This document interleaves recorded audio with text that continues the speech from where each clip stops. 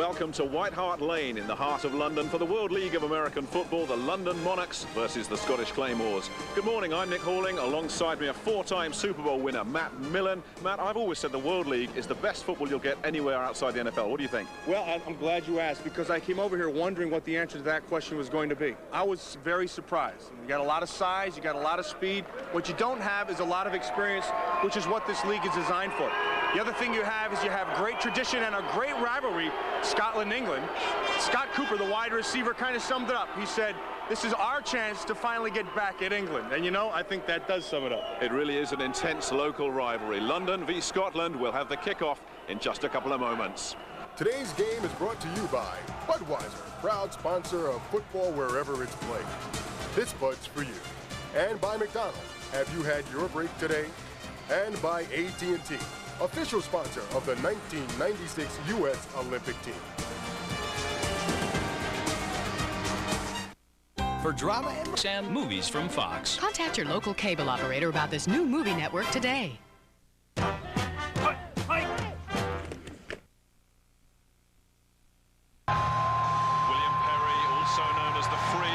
Is a folk hero here in London.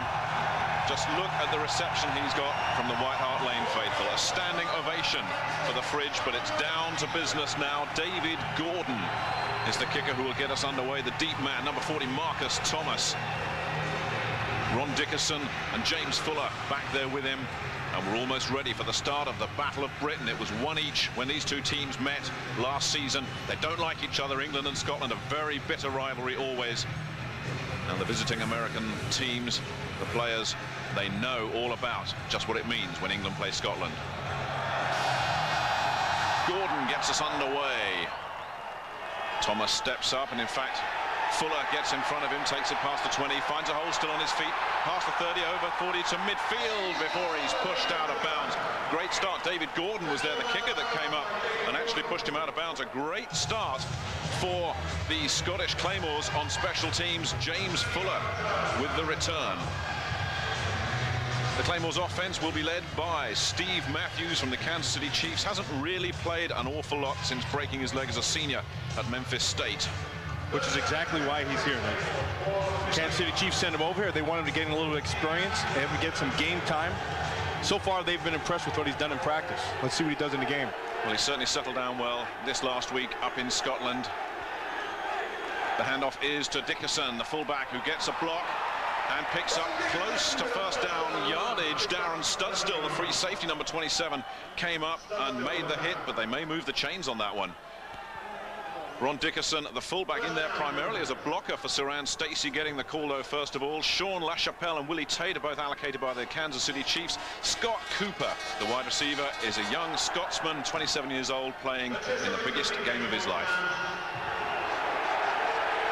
And they have moved the chain, so it's first down for the Claymores. Stacey in the backfield. Matthews broken up. Dunstan Anderson stepped up in front of it. Matthews was looking for Stacey, but Dunstan Anderson was all over it. Now, this is one of those things that Matthews is going to have to learn to do. See, this is just lack of experience. So you have a defensive lineman right up in his face without taking his time. He just lets it go a little bit too soon instead of letting the defensive lineman come back down. So Dickerson checks out of the lineup. Aaron Bennett, the backup tight end, is split wide right on second down and long. Stacey gets the call and is met at the line of scrimmage. Jerry Drake was there. Jeff Hunter, number 75, in on the tackle as well. Let's take a look at the Claymores offensive line. It's big. 4 of those guys NFL allocated. Randy Bierman is the odd man out. Barnt comes from the Chiefs. Zeno from the Rams. Hunt from the Oilers. Wagner from the Redskins. The one thing they will not be lacking for is size. That entire offensive line has good size. They have pretty good speed and feet for O-line. Loss of a yard on the play. Brings up third and long for the Scottish Claymores. Stacey and Dickerson in the backfield, but Matthews drops the pass and is forced out of the pocket and scrambles and does enough to get a first down, getting into the secondary. Darren Studstill, a free safety, stopped him, but it's inside the 25. There's another point to be made for Matthews here at the end. of that run, you know where you're at the line of scrimmage, getting the first down. You got to be able to get down, or these guys are going to get after you. The line, William Perry and Jeff Hunter in the middle, Dunstan Anderson and Jerry Drake, the outside guys. We're talking to London during the week, Matt. They said this is probably the strength of this team. And Lewis Capes, number 66, is in there as well. He's the British national player who will see a lot of playing time. And a timeout called on the field. The first team timeout, full team timeout. So the Scottish Claymores on a roll with the ball at the 24-yard line of the London Monarchs. We're back after this.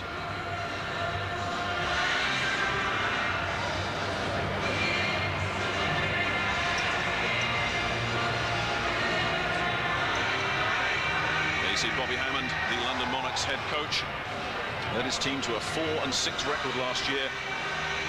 London, who won the inaugural World Bowl back in 1991. They want more. Maybe the Fridge is the man to bring them back, although Jim Kreiner will certainly have other ideas.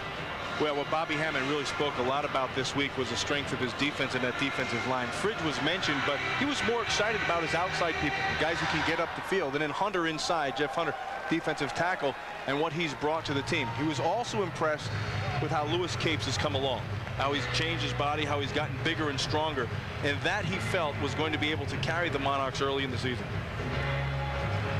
There's Jim Kreiner, the Monarchs, the Claymores head coach, took over 4 days before the start of the season last year. Led his team to a 2-8 record, although they were much more competitive than that. And they're looking a much sharper, much more together unit already. Well, that's the first thing came out of his mouth. He said, we are light years ahead of where we were a year ago. Now they have more experience. They have their people in place who they wanted. They had a good draft, he felt, and the allocated players have really upgraded their talent. Both these teams were saying their defense is ahead of their offense, although the Claymores have made a pretty solid start to this opening offensive drive. They have a first down at the London Monarchs 24-yard line. Matthews fakes to Stacey, drops back, fires, gets a man who stays on his feet. Oh, great throw by Dickerson. Yeah, Dickerson. I've always liked him. Dickerson, I liked him when he was in Kansas City as a returner. I liked him when he was a running back. They used him as a receiver. The guy is very versatile, which helps in this offense. Remember earlier in the game, they started off with Dickerson running. He showed his toughness. See how he lowers his shoulders, but he has great balance, and I think that's what separates him. A fringe player in the National Football League, but a guy who can help any of those teams. And picking up 11 yards on the pass for another Claymores first down. They're knocking on the door on this opening drive. The ball at the Monarchs' 12-yard line. An unusual formation there. Scott Cooper was lined up behind the quarterback in the backfield. There's a timeout on the field. It's the Claymores and the Monarchs all square. We'll be back after this. Oh, get the card and get in touch. Lost and Found, tonight at 8/7 Central, exclusively on FX. This spring, FX and the NFL have sent 70 players to Europe. We're going to rough up the Since the World League of American Football, every Saturday and Sunday on FX. The world may never be the same.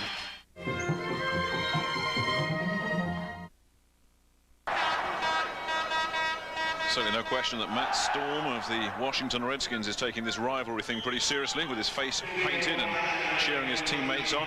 A little bit chilly here in White Hart Lane, very overcast and just 10 degrees, 50 Fahrenheit, a little bit of wind as well. They had threatened a bit of rain. Thankfully, that has held off. First down for the Claymores. Marcus Thomas is in the backfield in place of Stacey. Matthews drops to pass.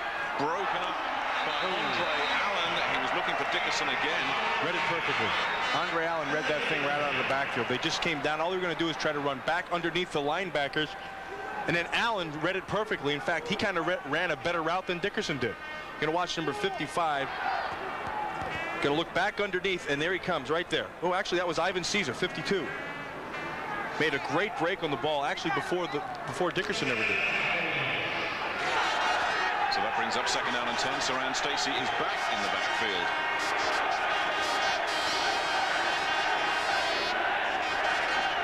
Matthews with time. Gets some pressure now from Dunstan Anderson, who's closing in, but Matthews gets it away, and it's going to be a short gain to the tight end, Willie Tate. Great pressure from Anderson. But a nice job of Matthews getting away from that pressure. He rolled to his left. Anderson beat the offensive tackle, got up in his face, and then he rolled back to his right, bought some time, and actually made a plus out of that, which of course will bring up the third down. So that brings up a third down. Let's check out the London linebackers. Nick Smith is a returning veteran from last year. Ivan Caesar, who made that play a couple of plays ago, is the middle guy. Andre Allen completes the trio. No gain on the play. Brings up a third down and 10. Scott Cooper lined up wide right. Yo Murphy wide left. And the Claymores are taking another timeout. That's a bad move. That's a poor decision by Matthews. Even if you don't have your personnel or you don't like what you see right down here this early in the game, you don't blow a timeout. So he's going to have, you know, obviously working on things. One of the things is to just have some awareness of what's going on in the game. That's all. I think that's all three of their timeouts gone already. Yeah, that's a major league mistake. No, we haven't even had 5 minutes. Well, there are a few rule changes from the NFL. There's 4 points for a field goal in excess of 50 yards. The receiver needs only 1 foot in bounds, although last year all of them by habit seem to come down with 2. And the defense can score 2 points on all extra point attempts if they can block the kick and return it. And there's a 35-second play clock as well. Just helps kind of speed things up a little bit. Yeah. Also, the field here at White Hart Lane is not 100 yards, and that kind of speeds things up too. If you happen to hear Nick going to the 40, to the 45, to the 47, back to the 45, to the 40, it's because there's no 50-yard line. It's a 94-yard field, and it's 47 yards to the midfield stripe. Although I will say this, the midfield stripe is wider than most teams. There's no mistaking it, is it? I tell you what, last year, Matt, we just had a 50-yard field, but 7-yard end zones, and all the players complained about it, so they decided to just shorten the field and have a 10-yard end zone. Here are the White Hart Lane ground rules, just to confirm what Matt said. 94 yards long with 10-yard end zones. As a player, would you prefer that, or would you prefer the like the 7-yard end zones? Oh, I would take the 10 yards because I'll tell you, that end zone comes up in your face in an awful hurry when you're running a route, and I think that was the reason why they changed it. Players certainly didn't like it. 2 tight ends in on 3rd and 10 from the 12. Dickerson in the backfield. Matthews drops. He's got a man, has he? It's a touchdown for the Claymores. It's gone to Yo Murphy. Nice catch by Murphy. That was great coverage right there. Murphy just went up and took the ball right away from him. Sean Crocker, the corner, had great inside position. As the ball went up, Murphy beat him to the high point of the ball, and that was the difference in the play. So, Scotland draw first blood in the Battle of Britain, courtesy of Yo Murphy. And the extra point attempt will be made by Gavin Hastings, the former Scotland rugby union captain who's converting to American football and has worked very hard in training camp, but this really is his first real test. High snap, Terry Carr brings it down, and it goes through. Gavin Hastings has made a perfect start to his career as a professional American footballer, and I bet the butterflies were going. He's played 61 times for his country as a rugby player, but I bet that one set him fluttering a bit. When he got that opportunity, first of all, because the play of the offensive line. Watch the coverage. They come with a blitz. A nice job of picking up the blitz inside. Allows Matthew to have time and throw the ball up high. Did you see at the end how Yo Murphy went back and got that ball at its high point? Watch Crocker. He's working to the inside. Nice position. Good break on the ball. Here's the difference. He goes up, comes back, and grabs it at the highest point, and of course he comes down with the touchdown. None of that would have been possible without the blocking up front. But the end of it, it really was an even play. Yo Murphy made the difference by coming back to the ball. Great name, Yo Murphy, isn't it? You know where he got his Yo from? His real name is actually Llewellyn, which is a Welsh name. But his little sister couldn't say Llewellyn, so she called him Yo-Yo, and it just kind of got shortened down to Yo, and it stuck. Yo Murphy. That's better than Llewellyn, isn't it? So let me get this straight. So you got a Welsh name on a Scottish team playing in England. And he's an American. I quit. Profile Greer is the deep man for the London Monarchs on the return. Gaston Green and Tony Vinson are also back there as well, and Lewis Capes is getting some attention on the London Monarchs sidelines. They'll miss him if Capes is out. But it's a great start with 10:33 to go, first quarter. The Claymores ahead early here, 7-0. And it's Gavin Hastings who's going to kick it off. You know, we showed you that replay of how Matthews had the time to throw the football. The guy who made that all possible is Ron Dickerson. And he had a big first series right here. He made a couple of runs, nice catches, but real nice block picking up that blitz, which allowed Matthews the time to find Murphy.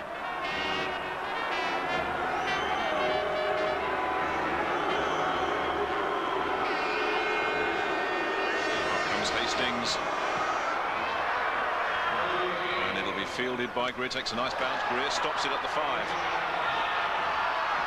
and runs straight into a brick wall in the shape of Carmelian McGill, number 52. Herman Carroll in there as well, and will be short of the 20-yard line. Great special teams play from McGill. McGill did a nice job of breaking things upside, but I got to tell you, Herman Carroll, a defensive end running down on kicks, that shows you the kind of speed that they have. Now, Carroll doesn't have great size, but he does have the ability to get down there and run. Quarterback for the London Monarchs is Preston Jones from Georgia. He knows the system that Bobby Hammond was used to working when the two of them were at the Philadelphia Eagles. Jones throws on first down and gets Larry Wallace, who was a big favorite here last season. A 4-y Duckett pushes him out of bounds after a pickup of around 7. That'll bring up second and short. Some of these backs and receivers for the London Monarchs have been here before. Larry Wallace is one of them. Mike Titley, the tight end, is the other. Russell White and Tony Vinson, the starting backfield. Willie Hinchcliffe, number 83, is the New Zealander with blistering speed. Second down, and the give inside is to Tony Vinson, who pushes and shoves towards the first down marker. May just be a little short as the Claymores closed in. We'll have the chance to take a look at that offensive line if they do come up short, to see what kind of push they have. Remember, there are 3 allocated New York Jets on the London Monarchs offensive line. They are Everett McIver, Terrence Wisdom, and Tim Simpson. Damon Baldwin and Chris Lundberg round out the quintet. Baldwin, Lundberg, and Wisdom all played here last season, and Vincent did enough behind the push of that offensive line to pick up the first down. Stay on the ground. Russell White fumbles the ball. Mark Sander was in there, and it looks like the Claymores have recovered it. John DeWitt made the play. And John DeWitt closed it down. They forced it back outside. Then White had to come around outside, and then, of course, he put the ball on the ground. Watch, he's going to come around. Watch DeWitt. He takes on the offensive line right there. Boom.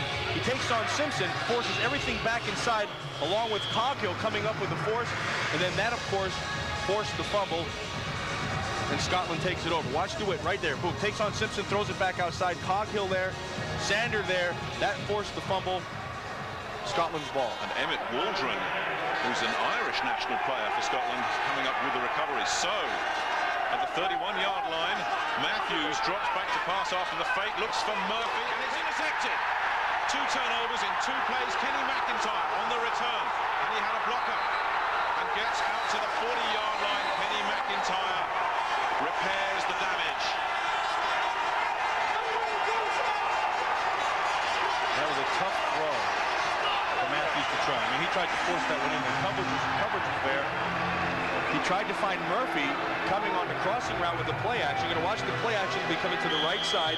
And then what you don't see is Murphy streaking there. He's right underneath, and he's looking all the way across field. A tough throw to make, but he threw it right into coverage. A great job of McIntyre holding down the zone and then just staying with it. Ball got tipped up. He makes the big play, takes it back to the 35.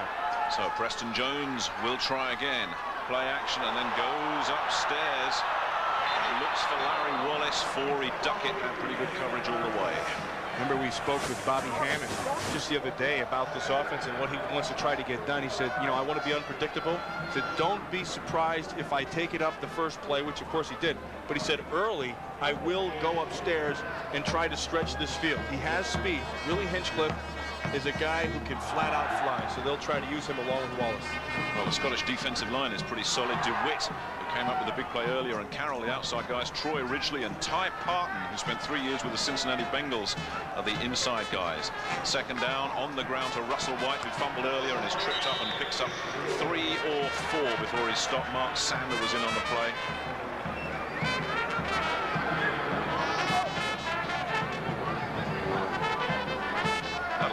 3rd down and 6 for the London Monarchs, whose offense is just spluttering a little bit.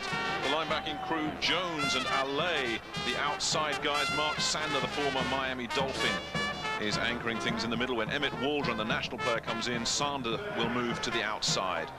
3rd down and 6, 5 defensive backs in for the Claymores. Jones flushed out of the pocket, Troy originally after him, and Jones is going to look for the 1st down himself and get it.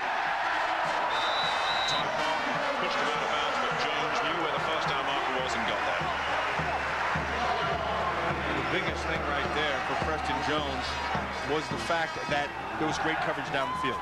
So Jones had to look and look, and everybody was covered, and then he makes a good decision. He gets back outside and knows where that 1st down marker is and goes ahead and gets it. So he looks to the right, it wasn't there, looks back to the left. Titley was being worked on by Sander.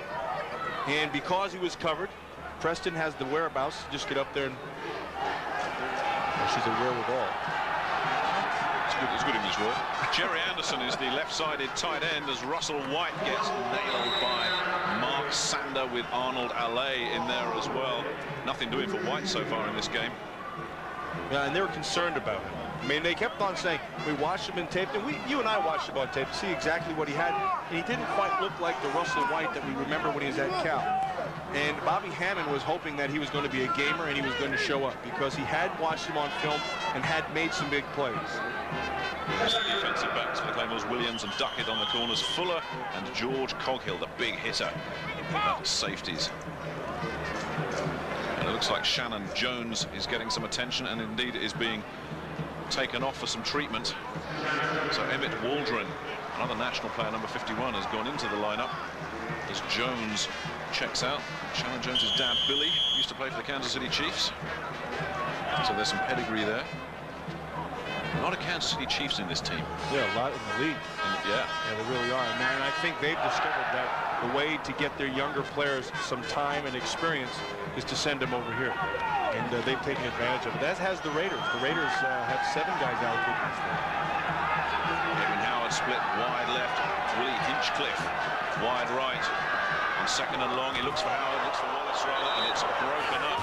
Arnold Alley almost had a piece of that. Yeah, he had a perfect read right there. And Jones tried to force that one in. Nice job in the underneath coverage by the Claymores and their linebackers. You're going to watch Alley. He's just reading the line. He's just reading that quarterback, and then he makes the break back underneath.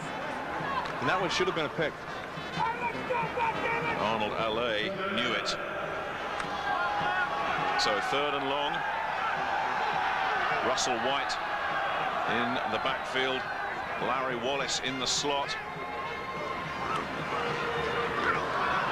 Jones looks for Edwin Howard. James Williams on the stop, but Howard from the Atlanta Falcons should have done enough to pick up the 1st down. That's a nice route. Working on James Williams. Howard took him back, knew he had to get 11 yards. You know, this shows a good understanding of the game. He went down, he worked Williams back to about 15, and then came back, making sure that he had the 11. Howard does a nice job right there, coming down with the catch and picking up the 1st. Well, at 6'4", he is their big target, and you know, I was watching him in warm-ups here. He dropped every pass thrown at him, but the first one they throw it in for real, and he picks it up. Well, that's called a gamer. Yeah. So the chains move. 1st down. Russell White gets the carry, looks to cut back inside, and will pick up 5 or 6 tough yards. Now, Russell White from the University of California never really latched on with the LA Rams when he was drafted there, but I spoke to him earlier in the week, and he said this is a chance for him to show that he really does want to play this game. And you want to know something? He has to do that. I mean, he's got to come over here, and he's got to show that he's more than just the fringe player he has been in the National Football League. At times, you'll see flashes. He needs to be more consistent with those flashes.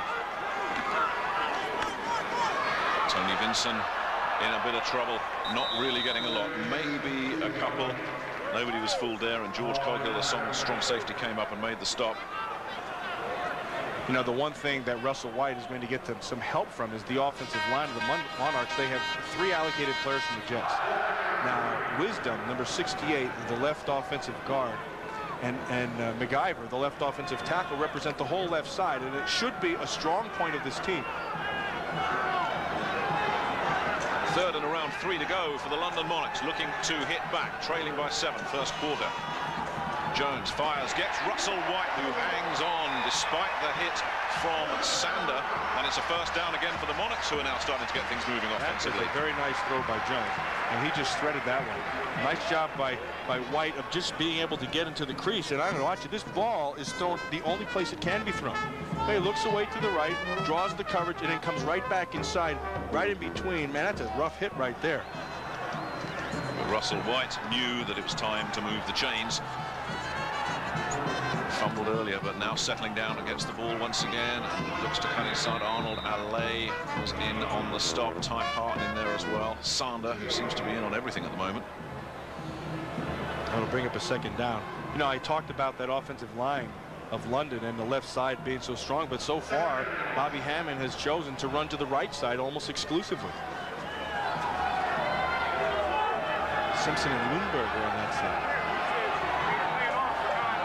Larry Wallace in motion. Jones drops and pressure comes. He looks for Wallace and gets him. And Wallace beats his man and he's in. Oh, no, they're saying he's out of bounds. Yeah, which is going to set up third down and about 3. But a nice effort by Wallace. They're still celebrating here at White Hart Lane. They don't know yet. Now they know. Yeah, there come the boos. They know. Now they know. It is a nice job of picking up the blitz. London Monarchs do a great job at the line of scrimmage. They went with man coverage behind, and then Jones did a real good job of just staying in there, understanding what's happening and knowing where to go with the football.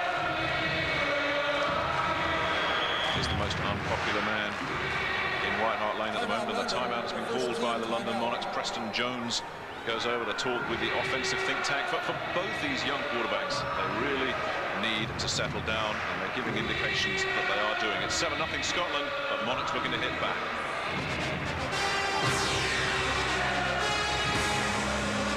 I'm thrifty. Savings count. So I went with some long-distance company I'd never even heard of. Wacky restrictions and all. Hey, once bitten, twice shy. So now I have AT&T True Reach Savings. Any type of call, 25% off. Proof's on the bill. AT&T True Reach Savings. Save 25% on all types of U.S. calls on your AT&T phone bill when you spend just $25 a month. Can't miss. Savings on all kinds of calls. That's your true choice, AT&T. Get ready for the big event. Get the chance of peanut butter pickle ice cream. Samuel L. Jackson. I love it. Jamie Foxx. We got guns on you, and what you got? What you got? You got a whole bunch of guns with lasers. But I mean, you know, does violence really solve anything? Jeff Goldblum. I got a lot of pictures, but those pictures will ruin you. My reputation? And Damon Wayans. Y'all can kiss my big, black, bloated Rolls-Royce driver. The Great White Hype.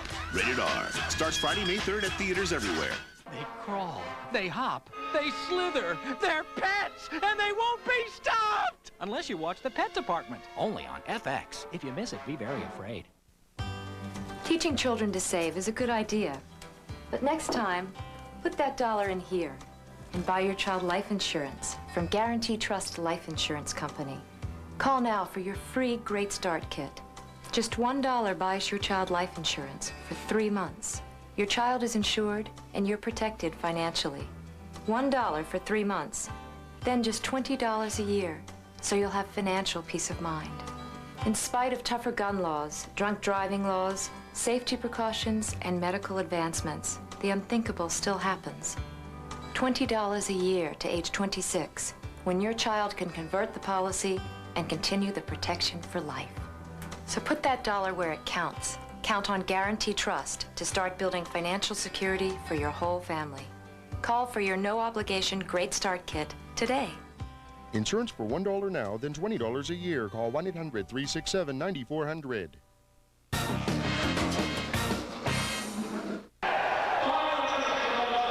The Scottish Claymores hold a 7-0 lead over the London Monarchs. 3:03 left first quarter, but Preston Jones is leading the London Monarchs on a pretty good response. He's moved the ball to the 15-yard line. They've converted 3 third downs along the way as well, and this young man from Georgia really starting to settle down a little bit. Willie Harris in the game, number 80, wide right for the first time. Edwin Howard is wide left. There's a swing pass that goes to Russell White, who looks like he may just be short of first down yardage. Forey Duckett came up from corner. Well, if he did get that first, and it doesn't look like he did, it would have been all on White, because I got to tell you, Preston Jones had Willie Harris wide open.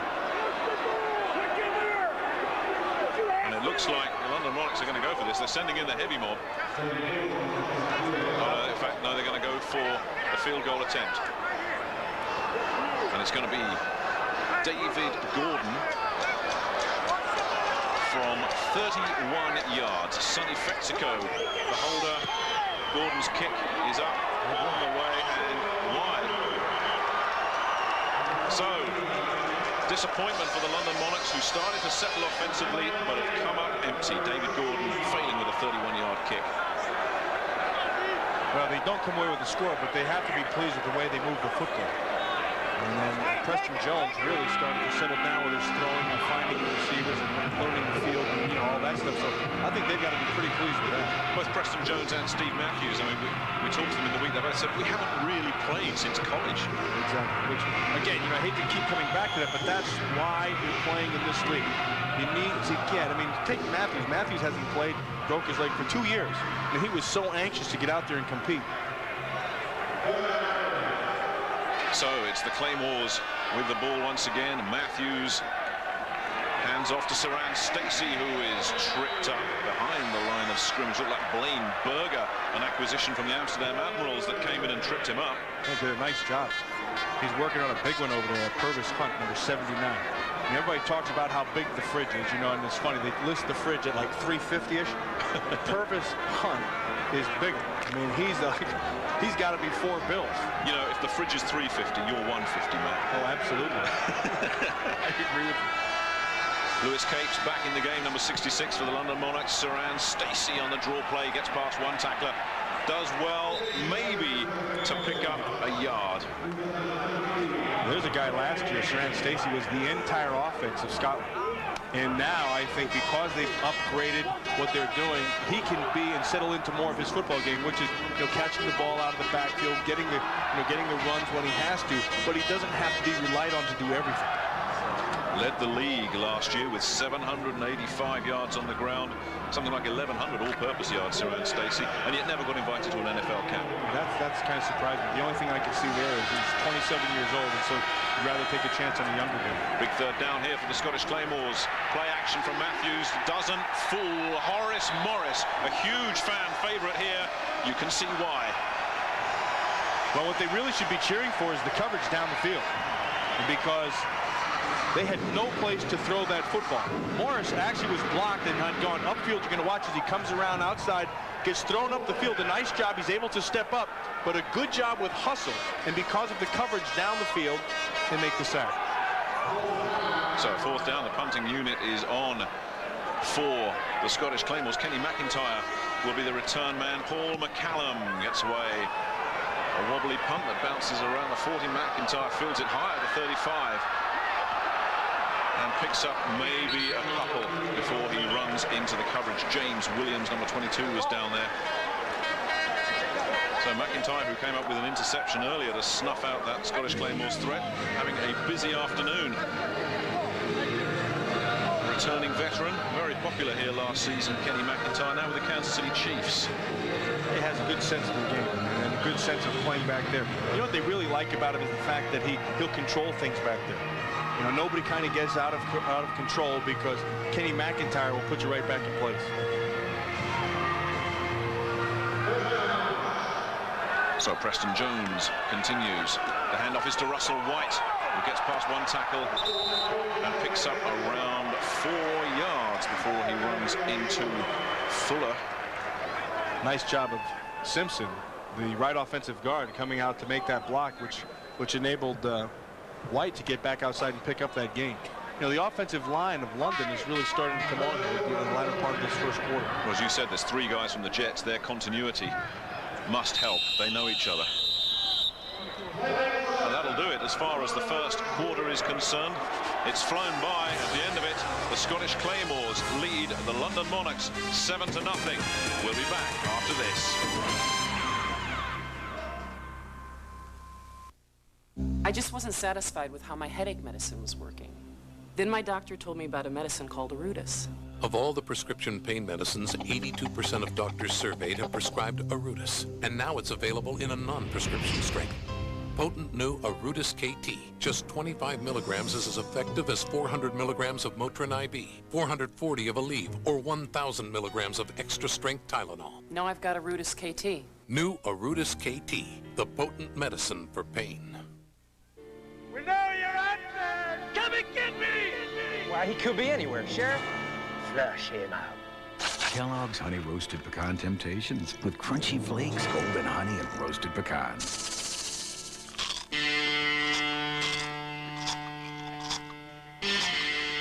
I'm coming down. I'm coming down too. Kellogg's Temptation Cereal. The trouble is, it's just too tempting. Once upon a time, there was a fairy princess who looked a lot like you.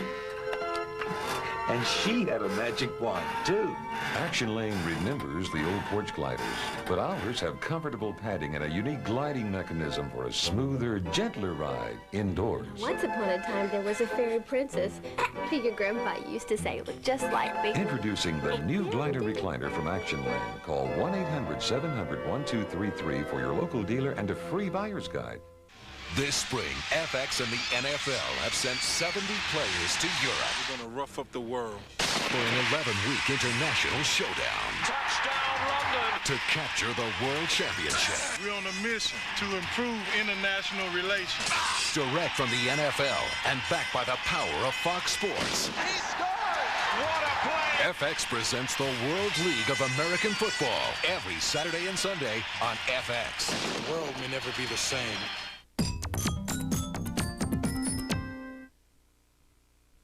And now, Budweiser presents World League of American Football Fact. Did you know that in the World League, a field goal made from more than 50 yards counts as 4 points? Hey, World League, this Bud's for you.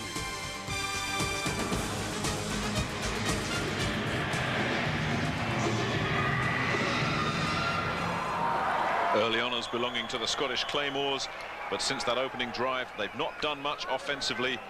And it's London that you feel are starting to settle and find their rhythm offensively. And they've got a second down and around 4 to go, close to midfield. Preston Jones looks one way, goes the other, gets a man. It's Russell White who gets hit first by Shannon Jones, who stopped him, and that was enough.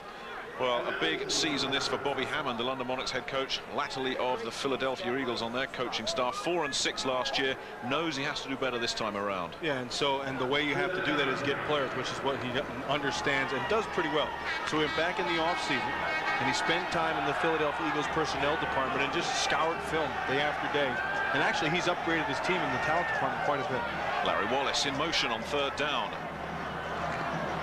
Jones with time gets Wallace, who's got the first down, and gets to around the 40-yard line. George Coghill came up from safety with the stop, but a pickup of around 7 yards for Larry Wallace.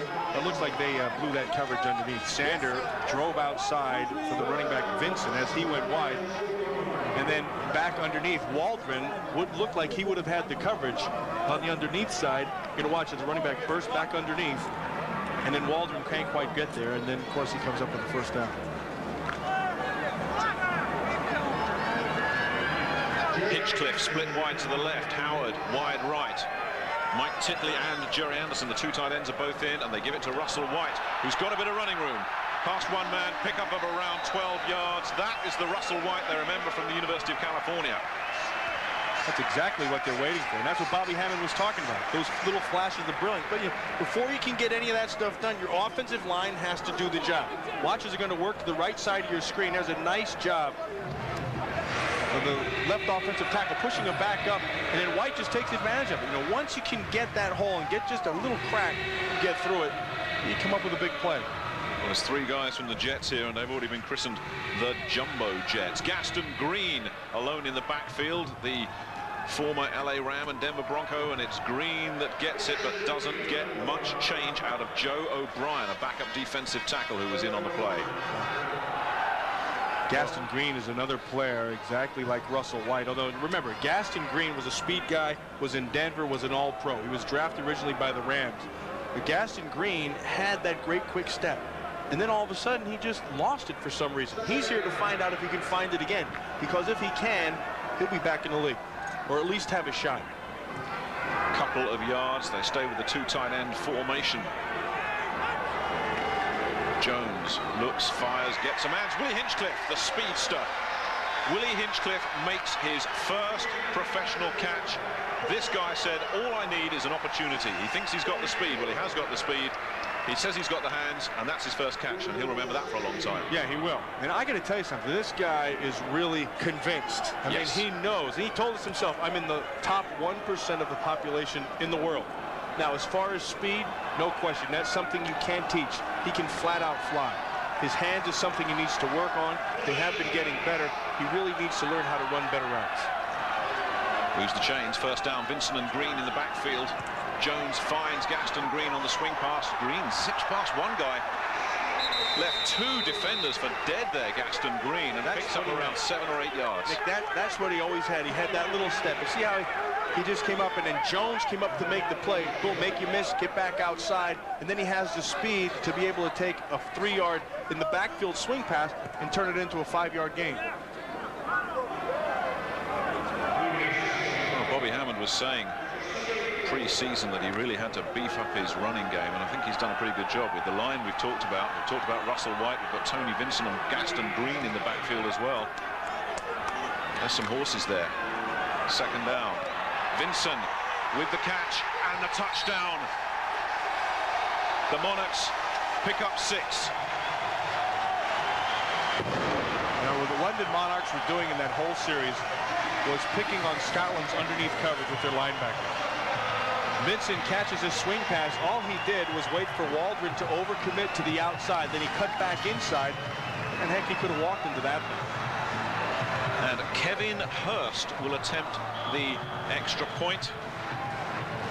Another one of those national players, played all his football in the British amateur leagues for the Leicester Huntsmen and the Leicester Panthers. And his nerves will be jangling now, just like Gavin Hastings were. Kick is on his way, it's up, it's good, and the London Monarchs are level. Everybody's nerve is held on the kicking game, and we're all square here at White Hart Lane. It's the Monarchs 7, the Claymores 7. I'm always on the road, so I use my calling card every day. But MCI friends and family only covered my card calls to home, so I got AT&T True Reach Savings. Now, wherever I'm calling, I'm totally covered. Now, that's being backed up. AT&T True Reach Savings. Save 25% on all types of U.S. calls on your AT&T phone bill when you spend just $25 a month. Proofs on the bill. Ooh, I like the sound of that. Savings on all kinds of calls. That's your true choice, AT&T. McDonald's invites you to play the Disney Video Masterpiece Collection Trivia Challenge. The biggest trivia game ever at McDonald's. Pick the right answer to questions about Disney Masterpiece Collection videos and win every time. Over 300 million prizes, like a vacation to Walt Disney World, hot McDonald's food, Disney books from Mouseworks. Come play today. It's gonna be magic.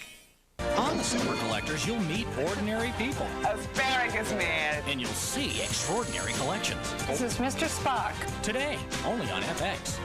And now it's time to play FX Challenge. All right, contestants, question 1. Popular FX program where viewers ask questions about FX shows. What is Backchat? Correct. Methods by which FX viewers speak their minds to FX. What are voicemail, letters, faxes, and email? Yes, correct again. He's the popular and extremely talented host of Backchat.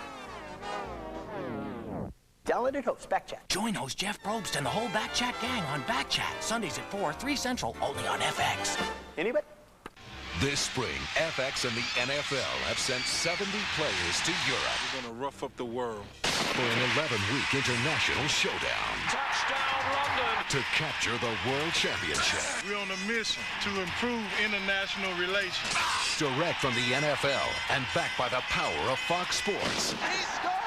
What a play! FX presents the World League of American Football every Saturday and Sunday on FX. The world may never be the same. Tied up at 7 apiece in this Battle of Britain, London versus Scotland. Scotland with the early breakthrough, London hitting back with Preston Jones throwing a pass to Tony Vincent of the Atlanta Falcons. I want you to watch number 51 in the middle of your screen. This is Emmett Waldron. Waldron makes just a simple mistake. He gets too high in his coverage. See, he's way up too high. Vincent just sidesteps back underneath and just walks into the end zone. As you're coming out in your coverage, you have to be able to break down your speed and then take the angle away. If you give him the angle by staying up too high, just break it back underneath.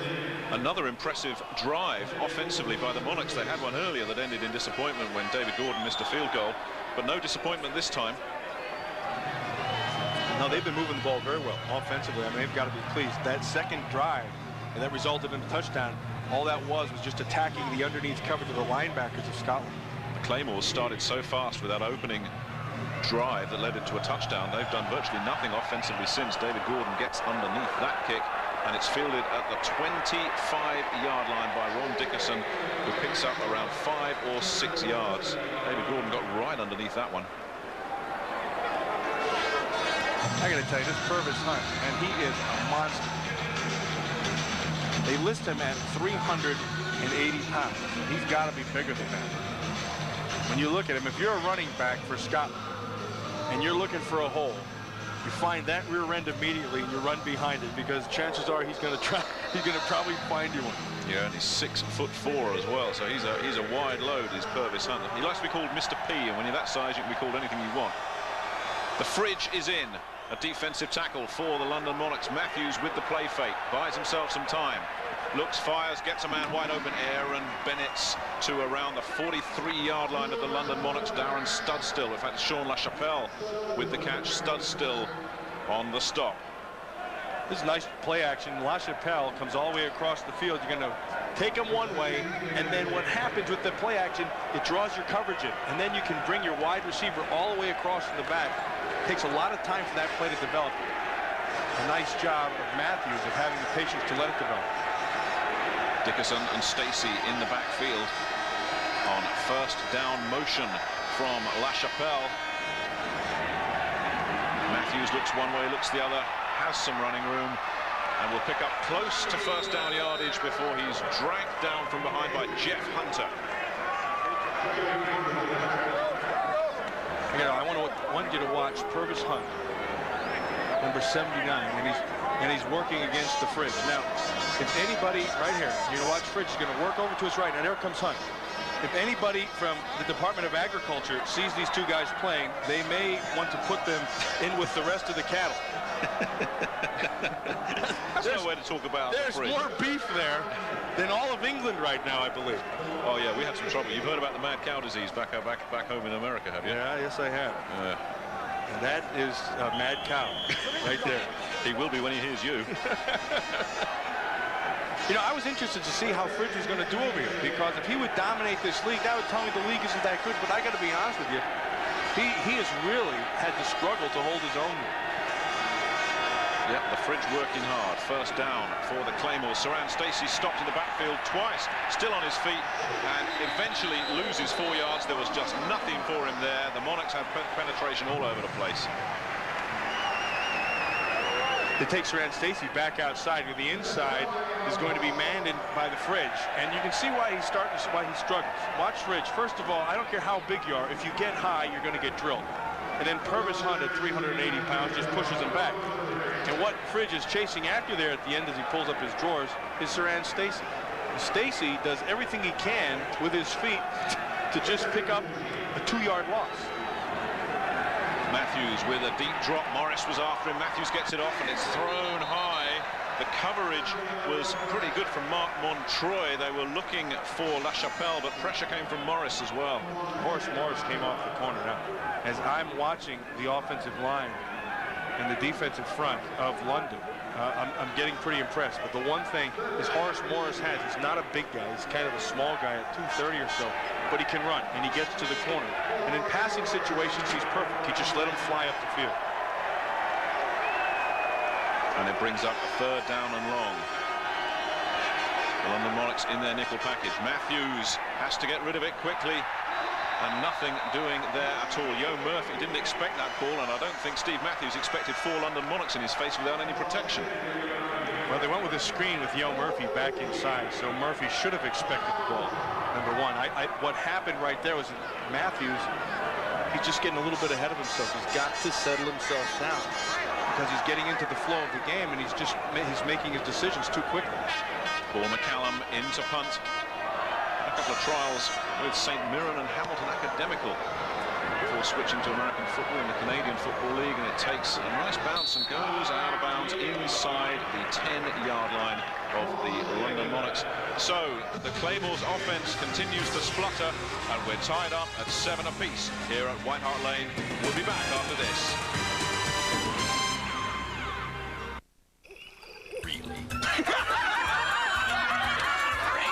You got Tostitos, you got a party.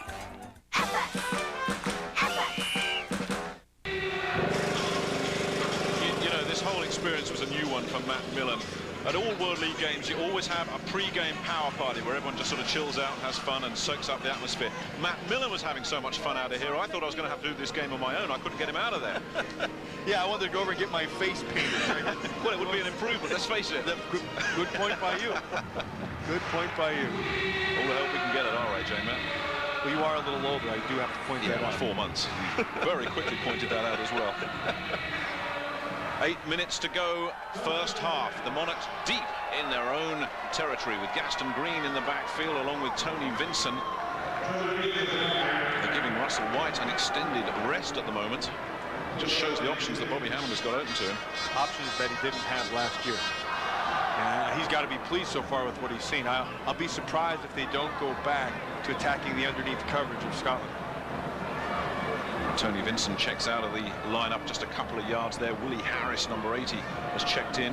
Harris, a player with a lot of potential, Bobby Hammond was saying to us. Gaston Green in the backfield on his own. Larry Wallace in the slot. Edwin Howard split wide right. Harris wide left, and they give it to Green, who's beaten his first man and just stumbles a little bit, maybe short of the first down, just lost his footing, but he's looking like a player at the moment, Matt. Yeah, he picked up that first down. I got to tell you, the guy who I liked right at the end of that was Larry Wallace, because Larry Wallace, as a wide receiver, was able to hold off the defender to allow Gaston Green to pick up that first down. Well, a lot of NFL allocated players throughout the World League, and both these teams have got plenty of them as well. Tony Vincent, we've seen Edwin Howard, we've seen 3 of those jumbo jets from New York on the London Monarch offensive line. It really does give you an indication of the kind of standard we're seeing nowadays in the World League. And a timeout called by Preston Jones with 6:34 left first half. I don't like that either. You've got to be able to use the people that you have that are allocated. Now you have a guy like Edwin Howard, you see Greg Black, the offensive tackle, and Vincent offensively. You have to be able to get those people involved. You can't do that when you're blowing all those timeouts. You know, you talk about beef. Look at these guys. Yeah, there you go. Where's the beef? It's right here.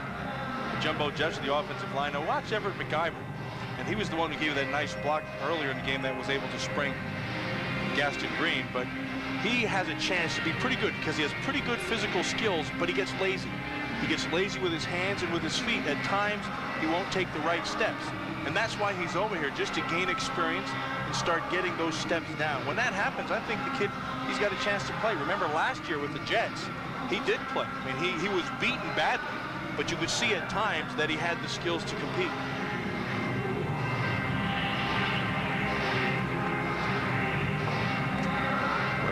Get back to action. Preston Jones will be working behind that offensive line with a first down at around his own 21-yard line. All square, 7 apiece. The Monarchs started slowly, but have been coming on stronger ever since. And the Claymores defense has been spending a lot of time on the field, and that'll please Bobby Hammond. Too much time on the field with the Jim Crandley head coach for Scotland. Claymores. You've been working on that, haven't you? Claymores. Yeah, I got that one down. That's about it. Well, yeah, okay, Matt. You've been doing it. I'll let that one go. You still can't drink a cup of tea. No, that I can't do. Too strong for me. Vincent and Green in the backfield.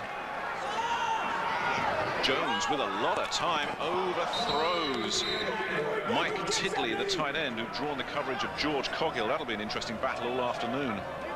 You know, George Coghill couldn't wait to play against Tiddley. Now, Tiddley's a pretty good player. And he's a guy who's going to get a look in the National Football League. And Coghill is a player who will knock you out if he has a chance. His shortcoming is he doesn't run that great, but he was really looking forward to the matchup. And so far, I got to be honest with you, he's been playing pretty well. George Coghill, a real popular player over here. And just wanted to say hello to all his family and friends, especially his mother back home in the United States. He's having a pretty solid game so far. Larry Wallace picks up the swing pass. Fuller and Duckett just made sure he stepped out of bounds after a pickup of around 6 or 7 yards. This Larry Wallace can play. And he's a kid who they come after all the time, and they're always going to throw the football to him. Now, two things happen when that's the scenario. First of all, you know you have to make the play, but more important is that the defense is always going to be gunning for you and going after you. So when you can still be productive, you're doing pretty well. Very popular player here last year, Larry Wallace, because he played through pain. He was always limping around and yet always came up with big plays. Jones looked for Willie Harris, who couldn't quite get tall enough for it. And so that will bring out the punting unit. Duckett had some coverage. Well, they took a chance there. Scotland came with a blitz, and they went man all the way. They left the middle of that field wide open. Preston Jones threw the ball a little bit behind. Had it been thrown just a little more in front of the receiver, that would have been a big play. But pretty good numbers, nevertheless, for Preston Jones in his first game in quite a while. Lee Gisendana is the return man.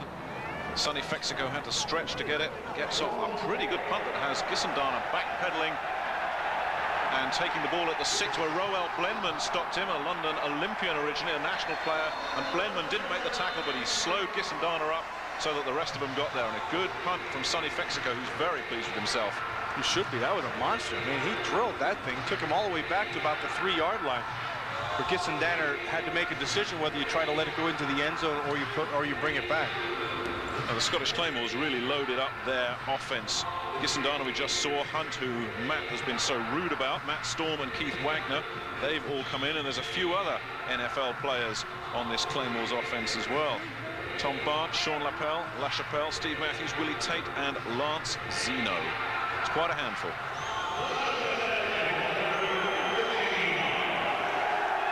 First down at the 16-yard line. Matthews gets his man. It's Scott Cooper who makes a first down catch. Kenny McIntyre pushed him out of bounds. Scott Cooper, who was saying to us before the game, he's so nervous, but he's just got such great hands, this young kid. And he's got great passion to play. I mean, he was so excited to play in this game and just to get out there and compete for Scotland.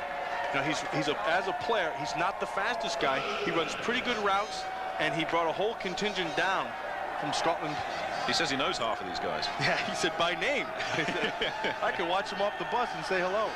Dickerson and Stacey in the backfield on first down. The give is to Dickerson, who works his way inside. Fumble, loose ball, and it's recovered by the London Monarchs. Another mistake offensively for the Scottish Claymores. It looked like Andre Allen, number 55, fell on the ball. Dickerson had picked up a nice little gain, and then the ball just came popping out of there.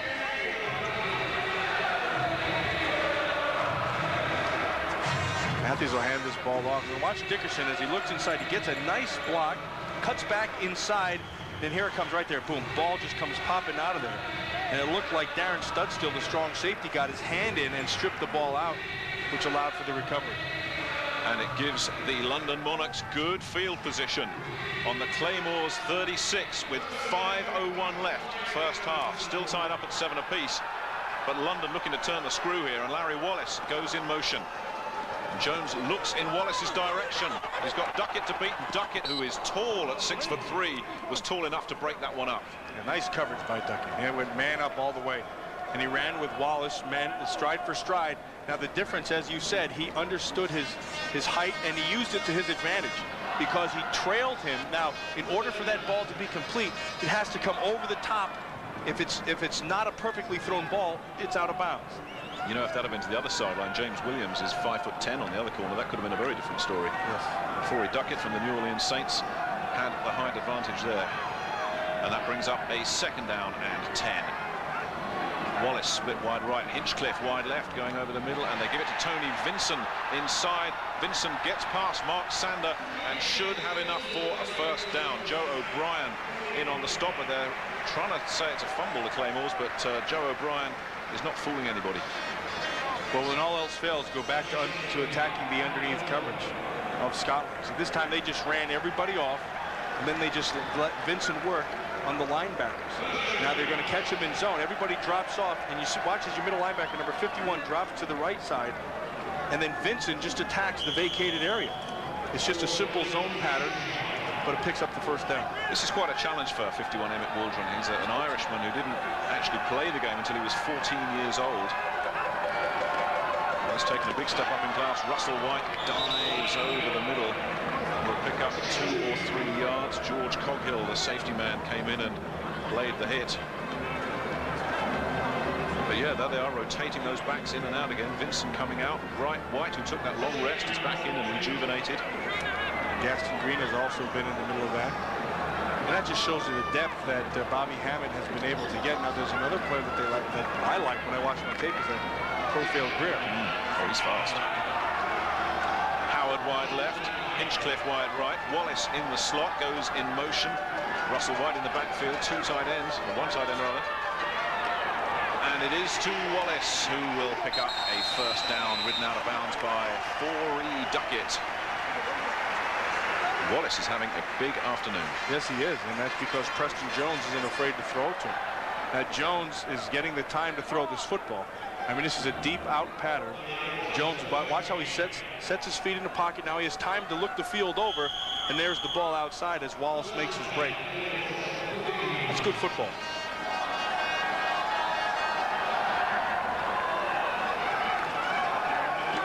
Jones is clocking up some pretty decent numbers here in this first half. Less than 3 minutes remaining. Vincent and Green in the backfield.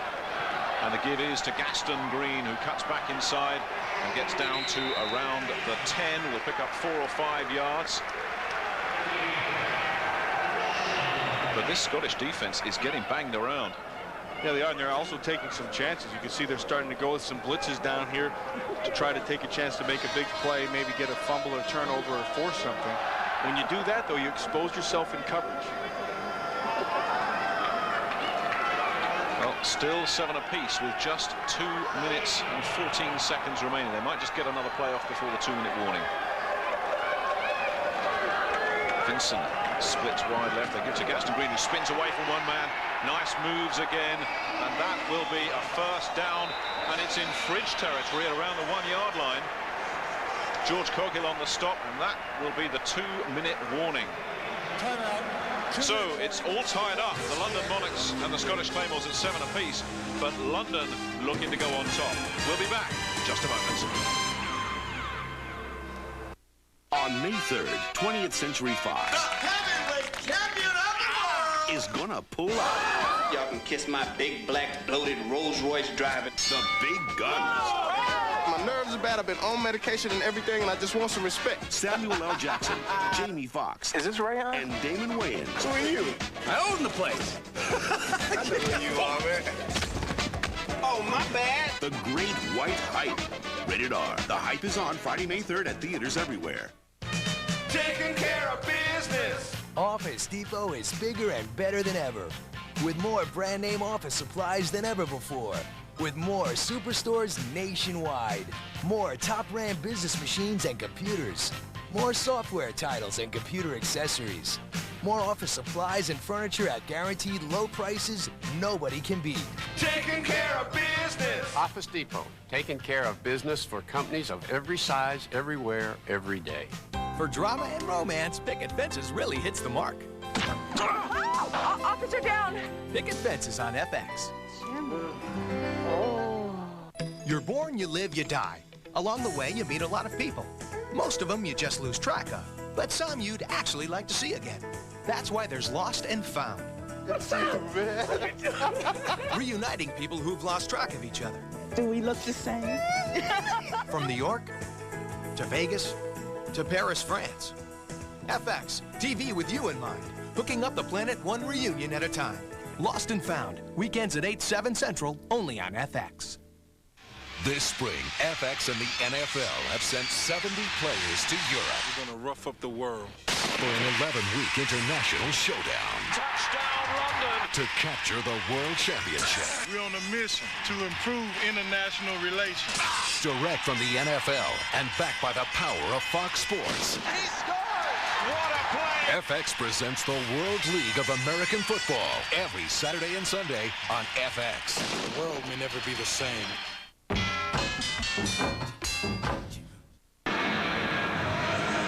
Well, a slow start for the London Monarchs, but they've dominated this second quarter, but they still find themselves tied up at 7 apiece. And with 1 minute and 58 seconds left in the first half, they'll really want to punch this one in. I wondered if the fridge might come in. So far, the Monarchs have resisted that temptation. The fridge was champing at the bit to get in there. But they're going with Vincent and Green in the backfield, and the give is to Vincent, who looks like he's been stacked up, already picked up 1 touchdown in this game. Not on this occasion. They're just going to try to just power it in. If you're going to power things, heck, get the fridge over there and just let them just carry everybody into the end zone. It isn't going to stop anybody. London outgaining Scotland on the ground. That was a key for Bobby Hannett. Had to get that running game going. Let's get the big guy out there, some of these fans are saying. I think the big guy wants to get out there as well. This is his territory, all right. Second down. Jones looks, gets Gaston Green. Touchdown, London. Nice play. Get him down on the 2-yard line. You hit him once with a running play. You go into the play action, just sneak the running back into the flat. Nice call, nice play. And that has been a nice quarter of football for the London Monarchs. 2 touchdowns, and the fans love it.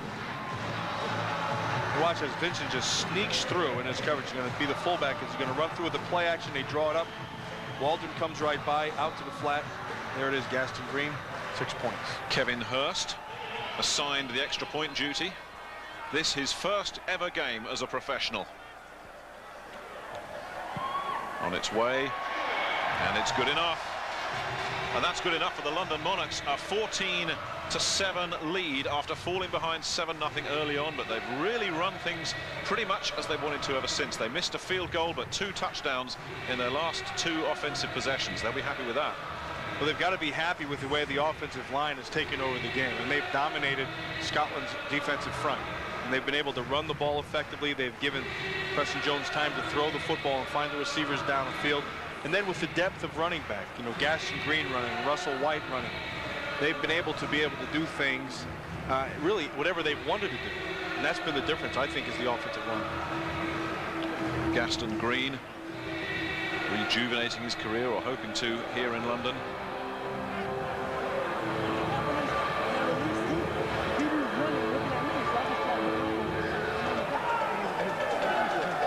And they're a little bit happier here in White Hart Lane. Falling behind early. David Gordon will kick it off. Marcus Thomas is back deep. Gordon only reached the 25-yard line on his last kickoff. He got way under that one. He just popped that thing right up. Certainly kicks a lot better in practice. He's getting a little slap there from Horace Morris. Just settle down.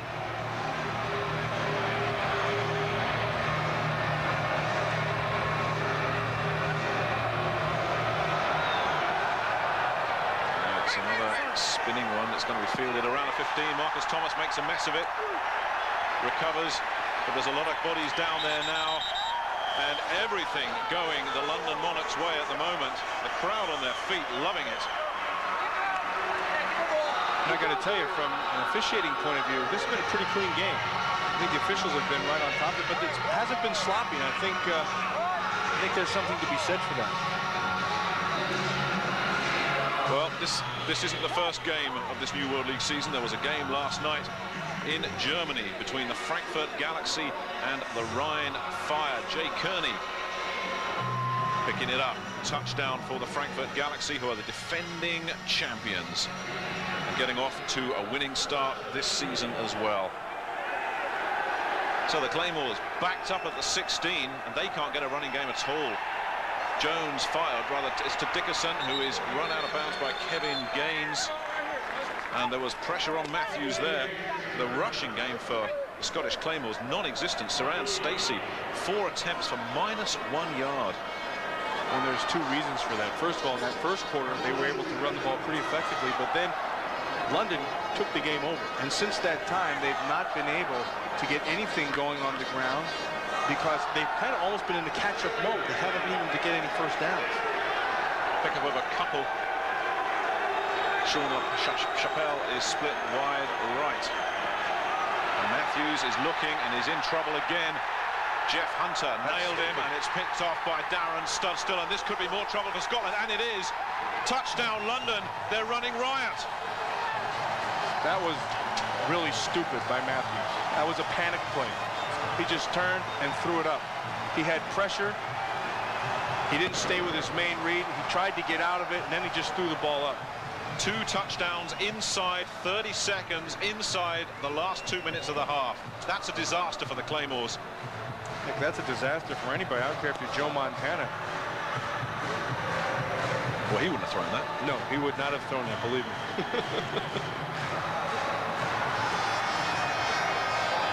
So Darren Studstill, another allocated player from the Jacksonville Jaguars, comes off to great applause. And now Kevin Hurst will attempt a third extra point. Much lower. He got away with that one. But when your luck's in, and everything has been going for the London Monarchs this period. This second quarter has been dominated by them. You watch, he just starts to panic right here. As he starts to get the pressure by Hunter, he just throws that finger. You don't do that. I mean, you just don't do that. That's a mistake that not even rookies make.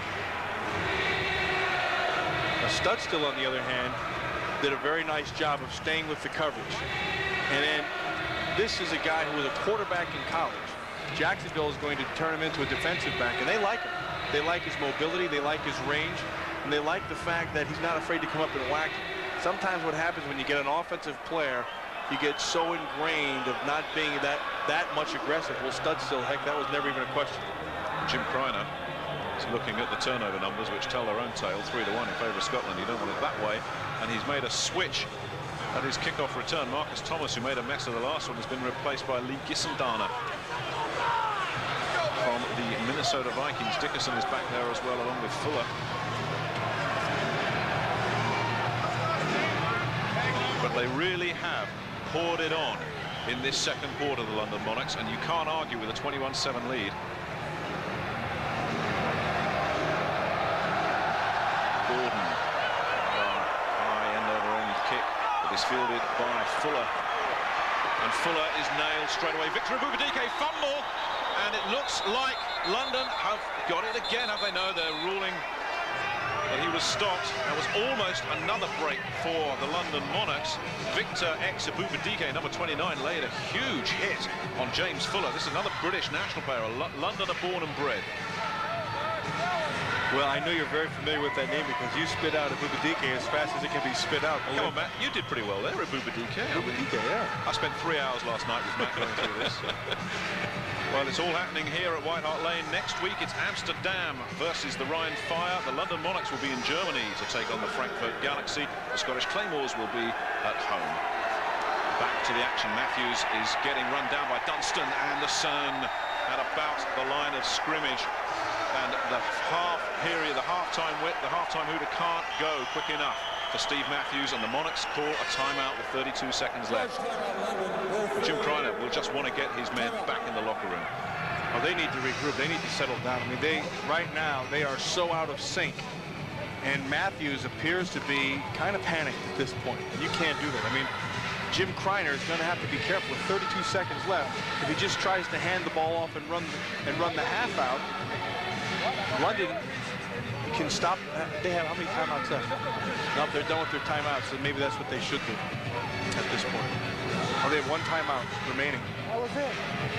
Still not going to do it for them. Coming up on second down, they could run the clock out. Which is what they've got to look to do. They're in a mess offensively, the Scottish Claymores, at the moment.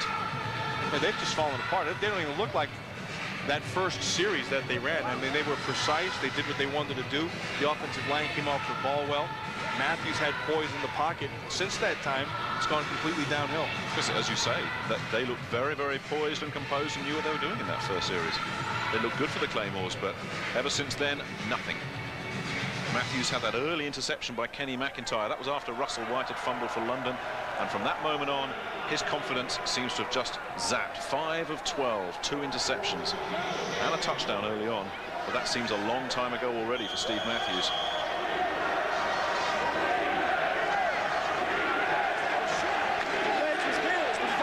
Second down and 9 for the Scottish Claymores. 32 seconds left.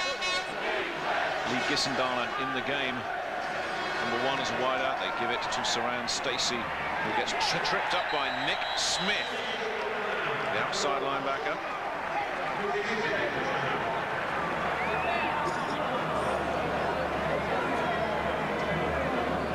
Now, this is what I would expect Scotland to do, is just run the ball out here, and then, you know, even if you get tackled for a loss, which is Saran Stacey's going to come up, Nick Smith somewhere in there makes that play.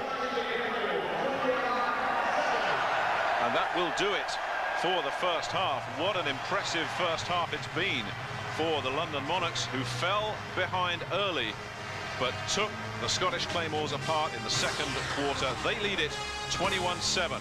It's half-time here at White Hart Lane. We'll be back in a minute. Spring, FX and the NFL have sent 70 players to Europe. We're going to rough up the world for an 11-week international showdown. Touchdown, London! To capture the World Championship. We're on a mission to improve international relations.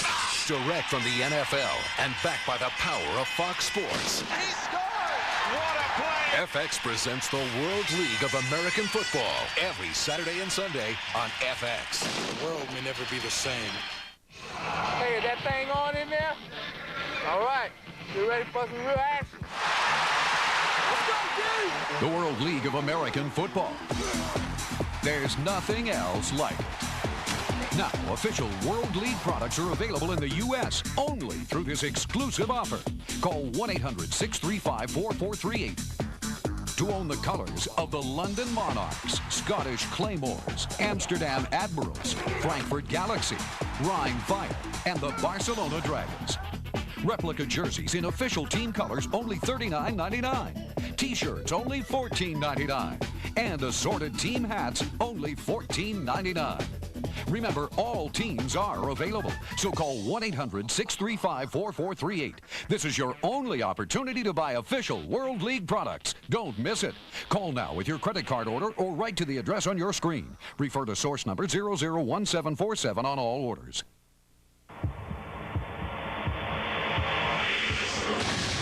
I'm Jackie Joyner Kersey, and I have asthma, but it hasn't kept me from setting 4 world records because I control my asthma every day. And even if you think you have your asthma under control, you should call the Asthma Control Program from Glaxo Wellcome. They'll send you a free kit full of the latest information to help you understand and manage your asthma better. You'll get lots of useful tools, including a 4-step program that can help you prevent attacks before they occur. And best of all, you'll receive updated information as soon as it's available. Many asthma patients, including you, can become symptom-free if you follow the daily treatment plan your doctor prescribes. And the Asthma Control Program from Glaxo Wellcome can help. So call 1-800-732-3385 right now. The sooner you get with the program and stick with the program, the sooner you can take control of your asthma. I don't let asthma control my life, and you don't have to let it control yours either.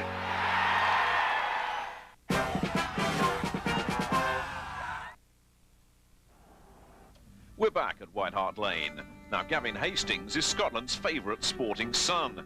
A former national rugby captain, Hastings led all scorers in last year's Rugby World Cup in South Africa. Blessed with one of rugby's strongest legs, Hastings has made the Scottish Claymores roster as a punter and place kicker. Last month, he received coaching from Morton Anderson and Mick Luckhurst, 2 men who know something about kicking a football.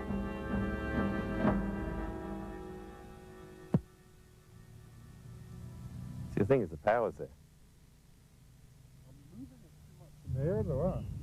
Well, the ball striking, you want to get that end-over-end rotation, and I think the way to do that is make sure your plant foot is away from the ball enough because you're fairly long, you know, you're fairly tall, so give your leg enough room to come through the ball to the target and finish to the target.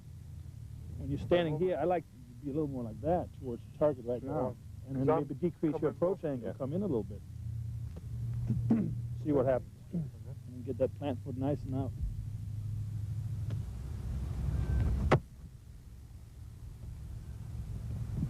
Kind of want to be like a machine almost. You want to have the same steps every time. You know? He's a very positive person, and he has a lot of natural ability, and he's very willing to learn. But it's going to take a little bit of time and a lot of practice. You know, it's a shame it came at the end of the 2 weeks that I'm having here, but, you know, nonetheless, I've learned to know. This touchdown to Gaston Green to make it 14-7. Yeah, they just went with a play action to the right side. Green just was able to get out in the flat and beat the coverage. Jones found him perfectly. And about 3 plays later, not even 2 plays later, there's a very poor decision by Steve Matthews as Darren Studstill just has the patience to stay in his coverage. The same patience that Matthews doesn't have. Panics, makes the throw. Here comes the interception, and that turns into a touchdown. All that happened within a minute of each other. It really was disastrous at the end there for the Scottish Claymores, that last 2 minutes. Very poor indeed, and I'm sure Jim Kriner's main objective really has just been to get his team refocused, because they're not out of it at 21-7. But if they play like they did in the second quarter, in the second half, they're going to be in trouble. Yeah, they have to get their offense back in sync. They have to be able to run the football. Sirhan Stacey has not been able to get his hands on the ball very well. And you can see that the London Monarchs have been able to throw and run very well. 70 yards in the first half. And the difference, of course, is 4 turnovers. That'll kill you every time. So Gavin Hastings, the former Scottish Rugby Union captain, will kick things off. Profile Greer is the deep man for the London Monarchs. Now, I'd imagine it was a fairly somber Scottish Claymores locker room at half-time. 21-7 in favour of the London Monarchs as Gavin Hastings gets the second half underway. The high kick is going to be fielded by Gaston Green at about the 17. Greer comes through the block, and Green can't get past the first man downfield, which was Emmett Waldron, the linebacker who was given a bit of a runaround in that first half. The Irishman came up with the special teams play there. So the ball spotted at the 30-yard line for Preston Jones, who can be reasonably happy with his first half performance. He really should be, as should that offensive line.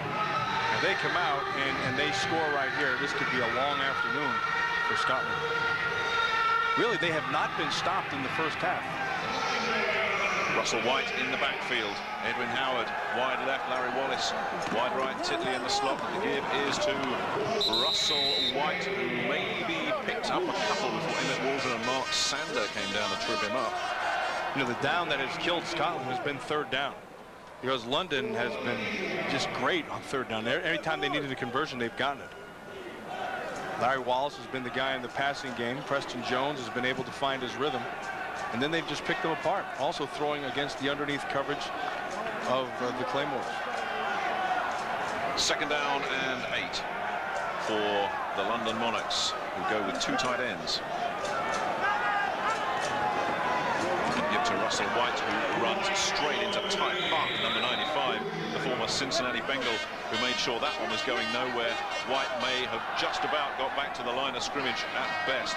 Russell White really the featured back as far as London are concerned, but really has had to share duty with Green and Vincent in the backfield. Yeah, and that's been the strength really of this offense in the running game. They've been able to shuffle people in and out. Vincent's been big. Russell White is big. Gaston Green has been also done well. And because all 3 of them have had success, and that speaks volumes of what their offensive lines have done. Tony Vincent is in that backfield now with Russell White on 3rd and long. This, as Matt says, the big play for London, but there's pressure coming from Herman Carroll. And Jones just had to get rid of it, although he was looking for Russell White to make coverage anyway. So good pressure from Carroll, and it'll bring out the punting unit for the London Monarchs. Carroll makes that play because Shannon Jones was beat by the running back. And because he gets the pressure up the field, Preston Jones is forced to throw it off his back foot and just really throw it up for grabs. Russell White can't get to it. But he had beaten Shannon Jones, and they finally win a 3rd down. Sonny Fexico, who got rid of a huge one in the first half, doesn't follow suit this time. Makes up for it with that kick. But it's going to be down at the 36, 37-yard line. Just as I was giving Sonny Fexico the big build-up there, it's the other side that really jigs him. That's good. But on the other hand, now Scotland has themselves some pretty good field position. So they can't come out and just settle down and get into their football game. a horror story in the first half, really, for Steve Matthews, despite that early touchdown pass to Yo Murphy. It'll be interesting to see if Jim Kreiner has the patience to stay with him if he continues to play poor. Well, some coaches would have yanked him, I think, at half-time, but that would not have done his confidence any good at all, fragile as it is already. The fake to Stacey and underthrown to Ron Dickerson, who was open, and Steve Matthews really needs to settle down. Well, somebody in that huddle is going to have to get to Matthews and just tell him to relax. I mean, somebody's going to have to grab him by the face mask or kick him in the rear end or something. Because at this point, again, he still looks panicky. That time, he had all the time. Rolled out, a nice call by Kreiner, not allowing any pressure to get to him. Just set your feet and throw the football. That's basic stuff. And that may be a problem they have here, because although there's a lot of NFL guys in there, they're all young, unproven guys. There's no veteran leadership in there. Second down and 10. Matthews drops, stays in the pocket, looks over. That was close to Sean LaChapelle breaking one for a touchdown, and that would have restored his confidence. I can't tell if that was dropped or Kenny McIntyre made himself a real nice play. We're going to find out right here. He has time. Nice job by the offensive line. It allows him to step up in the pocket. That ball is right where it has to be. Watch the close. That was a great play by Kenny McIntyre. And he knew it. LaChapelle found the middle of the field with nobody around him. McIntyre closed perfectly. Well, that was a touchdown saver from Kenny McIntyre. And on third down, the pressure comes. Matthews steps up, fires, gets Willie Tate, who with a second effort will try and advance it. Kevin Gaines was the strong safety on him. It's a question now of where they spot it. Well, they're going to be short. It looks short. Good. Willie Tate from the Kansas City Chiefs did his best to keep it moving, but not good enough. So Paul McCallum and the punting unit come out for the Scottish Claymores. But a little ray of hope there. I mean, it took a big play from McIntyre to break it up. Right. And speaking of Kenny McIntyre, he is the return man for the London Monarchs, standing at his own 10-yard line, and they're going to kick it to McCallum. McCallum drop kicks it. Well, they've got field position. They better stop it right there now. Well, that was an unusual play. That was a great play. Now, the whole key is that your defenders, your offensive people on the line of scrimmage don't go downfield too fast.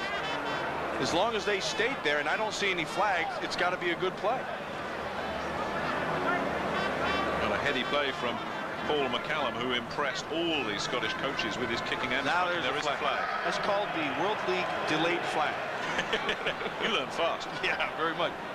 See, they're going to call too many downfield too fast. You can't do that. Well, you know what? I think that may be the first flag. That's the first flag we've had this game. We mentioned earlier that it's been a pretty clean game. Now McCallum takes off and runs. Now if it's designed properly, what would happen? An eligible player downfield on a punt, number 90, 5-yard penalty for the previous spot, repeat, fourth down. And you can hear an ineligible man downfield. What has to happen is the guys who are all right there covering have to stay at the line of scrimmage before that kick. You have to give them a count. If you don't give them like a 3 count, then you outrun really your kick. And that's what they did. So what do you think? McCallum goes for it again? I don't think so. Actually, it was a pretty good job by London, making sure that he doesn't get that.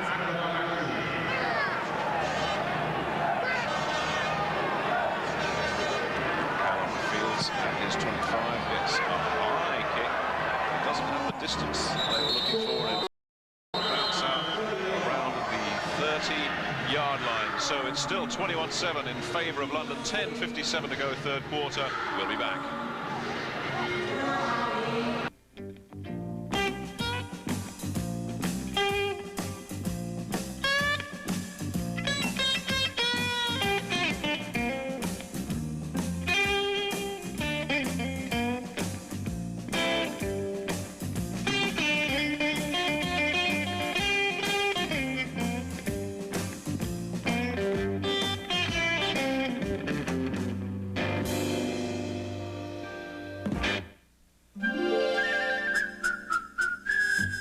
McDonald's invites you to play the Disney Video Masterpiece Collection Trivia Challenge. The the biggest trivia game ever at McDonald's. Pick the right answer to questions about Disney Masterpiece Collection videos and win every time. Over 300 million prizes. Win a cool $1 million. Hot McDonald's food. Disney videos. Come play today. It's gonna be magic. I'm thrifty. Savings count. So I went with some long-distance company I'd never even heard of. Wacky restrictions and all. Hey, once bitten, twice shy. So now I have AT&T True Reach Savings. Any type of call, 25% off. Proof's on the bill. AT&T True Reach Savings. Save 25% on all types of U.S. calls on your AT&T phone bill when you spend just $25 a month. Can't miss. Savings on all kinds of calls. That's your true choice, AT&T. I started using Tylenol for my headaches about 10 years ago. Never thought I'd change. Then my doctor told me about Arudis KT. 82% of doctors surveyed have prescribed Arudis, and now it's available in a non-prescription strength. New Arudis KT. So potent, just 25 milligrams is as effective as 1,000 milligrams of extra strength Tylenol. Now for tough headaches, I've got Arudis KT.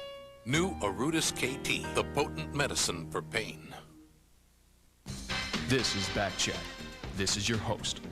You can reach Jeff by phone, letter, email. Not just the facts, man. We want your side of the story. It's our job.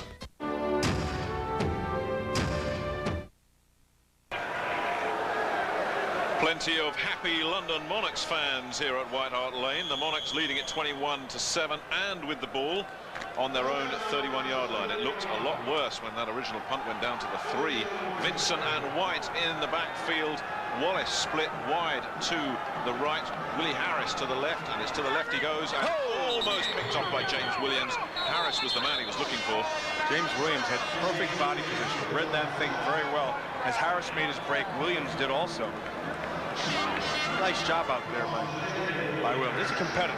You know something? This guy was a 35th round draft pick last year, and he ended up as a 10-game starter. But because, you know, you can never measure heart, and you can never measure the person's wanting to be able to do it. And James Williams wants to get the job done, and he really wants to get a shot back in the States. Second down and 10. Russell White runs into Preston Jones and then runs into trouble. Either Jones turned the wrong way or White went the wrong way. In either case, the first hit on Russell White was by Preston Jones. Jones knows it. And he said he's sorry, so I'll put the blame on him. Well, he acknowledged it. This young man is certainly sort of giving over an air of confidence around his teammates. You get the sense. Well, and he's settled down in his game, something that Matthews has not done. Also have a big third down. Remember, last time they stopped him on third down. Here they have 4 wide, see if they can stop him again. 3rd and 8, and a timeout called by Preston Jones. Charge timeout, London. Their first team. You never like to see timeouts called, but the London Monarchs have done it. Preston Jones did not like what he saw. So with 9:50 left, third quarter, it's 21-7, London over Scotland. We'll be back.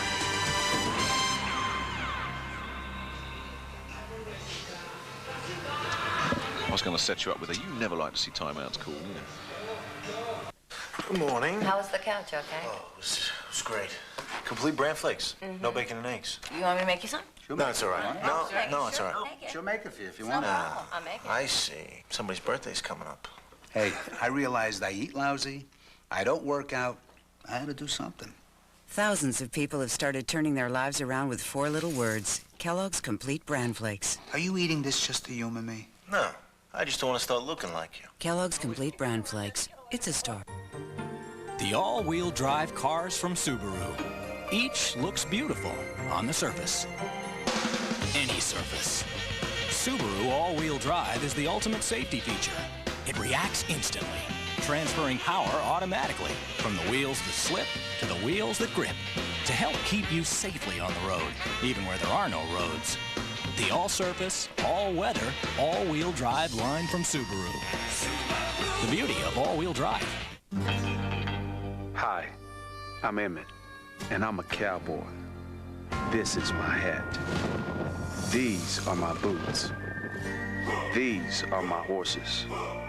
This is where they graze. And this is my ranch. no matter whose brand is on the front gate.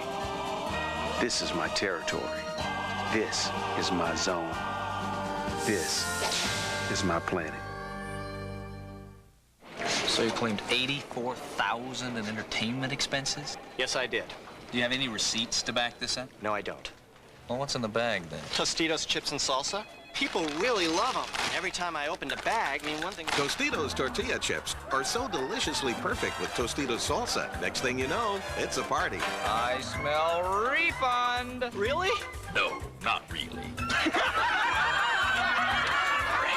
You got Tostitos, you got a party. Well, Bobby Hammond has sent play in. It's 3rd and 8 for the London Monarchs from their own 33-yard line, looking to build on this 21-7 lead they hold over the Scottish Claymores. Vincent and White in the backfield. Wallace split wide right. Harris left. Jones gets pressure, goes over the middle. George Coghill with another nice read. He knows that Titley is his man. And he went eyeballing him the whole way. And as soon as Preston Jones made that read, Coghill made a great break on the ball. That's the second time he's done that. Coghill has made this thing personal with Titley. He is not going to let Titley beat him.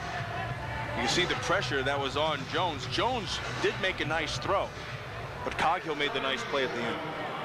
Sonny Fexico kicking to Lee Gisendana. That's a better one from Fexico. Gisendana fields. Roel Blenman should be a flag. There, probably early. There are flags. That one's coming back. You have to give the receiver at least 3 feet or a yard to make that catch. That time, the defender was right in his face. So Mark Montroy thought he had a touchdown, but Roel Blenman, who's one of the British national players, played for the London Olympians, he's always the first guy down there on punt coverage, but just too quick that time. Well, he rolled the dice. He took a chance, and that's just instinct. And hey, you can understand that. But you know what we're seeing here consistently, Matt, and this is something I will harp on about. We're seeing European players getting involved at a pretty high standard. Yeah, and making some plays. Even if they are illegal. We cheat too. An eligible receiver downfield on the offense, number 97. The penalty is declined. Well, that's not fair catch interference against the offense, number 21. 15-yard penalty from the spot of the foul. First down. So 2 penalties there. Watch Blenman. Now you have to give this receiver a chance to catch the ball. See, he put his face right in the middle of his chest, and all he did was he just mistimed it.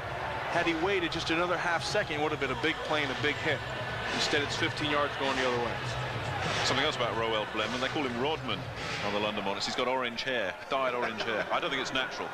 Yeah, just a hunch, huh? Just a feeling I have. So the Claymores get it at the 38. And they need to do something with it.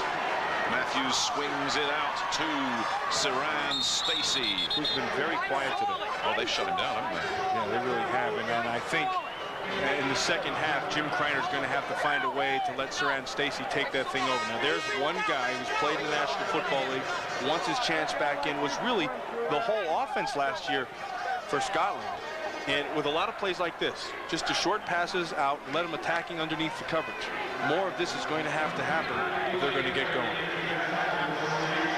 Good enough for first down yardage for Stacy. They're over midfield at that 47-yard line. Remember, this is a 94-yard field here at White Hart Lane. Matthews looks, short drop, broken up. Andre Allen read that. Andre Allen stepped up and said, that's going nowhere. Matthews is still a little too rushed out there. He's got to settle down still. 8 minutes and 48 seconds left in the third quarter. You would expect that those butterflies would have been long gone. Especially as he started off so well. Right. Well, he had quite a battle in training camp before he saw off Jim Ballard, the backup quarterback, with Steve Matthews, but really seemed to come through well this week in practice. Pressure coming on second down, but he's got time and he's looking for Stacy. And Stacy can't make the play because Sean Crocker was in his face. And on the other end, it looked like Fridge was trying to get into a fight. He's still hot. Fridge is still jawing back and forth there. Yeah, the Fridge is having some conversations there. Well, Fridge got a good push inside. Scotland has not been big on third downs tonight. Like they're 2 out of 5. This is a big third down for them. See the fridge there. I mean, he's obviously not an every down kind of guy, but like you say, he wants to play. This is not some stunt for him. Third down and long. Matthews gets pressure, gets it off. Oh, I like that play. LaChapelle trips up, maybe short of the first down mark. He certainly lost his footing. It is a little bit slippery out there. There's been a bit of rain around the last week or two. It's going to be a nice decision, and Kreiner's going to go for it, which I like this decision right now. LaChapelle, they went with a double screen. They looked to the left, it wasn't there. They came back to LaChapelle coming back underneath. Nice catch, know what he had to do. He just got tripped up, sets up this fourth down and probably 2 feet. Kreiner's going to go for it. And the London Monarchs inevitably send in the big man. William Perry's in there. Stacey and Dickerson in the backfield. Big fourth down this for Scotland. Stacey gets it and gets enough. That was all on Sharon Stacey. Stacey was following the lead block of Dickerson. And then as he saw it, he cut back inside. He just saw a little hole to get into, and he picked up that first down. That's a gutsy call by Kreiner. I like that. I mean, I'll let you know where they're at. Down by 14. He knows he has to get something going. I want you to watch 27 as he comes across, follows the block, cuts right back inside. Never stops his feet, and really picks that thing up by himself. Kept right away from William Perry as well, who is still in there. First down. Pressure coming from Dunstan Anderson. Matthew rolls away and almost had Willie Tate incomplete, but Matthews just settling maybe. It's starting to look a little better, which is what they have to do, but he's still getting too much pressure, so from that up front side. Hunter's been playing very well, as has Anderson. Anderson's put a few times good pressure on Matthews. But something else that is not helping Steve Matthews is the running game for Scotland. Not firing at all. Saran Stacey shredded London last year. This year, 6 carries, no yards. Second down. Matthews pressure, gets rid of it. Well, they're screening these guys to death. LaChapelle again on the outside. Almost the same identical play that set up that third down again here. What they're doing is, because of the pressure that London has been getting up the field, they're going with the screen to allow the pressure to come in, suck the defense in, and then they're running their wideouts back underneath the guys coming out, and that's opened up 2 big first downs. It's an effort on Kreiner and Scotland's part to slow down that rush. It'll make you think twice. 5.5 minutes left, third quarter. Scotland down by 14. Looking to cut that deficit in half. Matthews fakes one way, gives to Dickerson. Dickerson runs into trouble, gets past the first, doesn't get past the second, and that should be a fumble. Like Sean Crocker thinks he's got the ball. The officials see it differently. Well, I got to tell you, I had a perfect view of that, and that's a bad call by the officials. That ball came out. Crocker had it before Dickerson was ever down. However, it doesn't matter if they don't make the call. Tony Correnti, the referee, is the call maker. Not Matt Millen up here in the box. Watch Dickerson, and he's going to come across. And that ball is going to come out before. Sean Crocker will have his hands on that football before Dickerson ever has his foot down. Watch right. Oh, you didn't get to see it. It was right at the end. Matthews drops, has time, finds Stacey. Stacey faced by Nick Smith, gets past Smith, doesn't get past the big man, William Perry. What's he doing out there? Well, he ran 25 yards, so that's probably like a marathon. He's going off now. I got to tell you, that's the biggest I've ever seen Fritz. But he made the play. Yes, he did.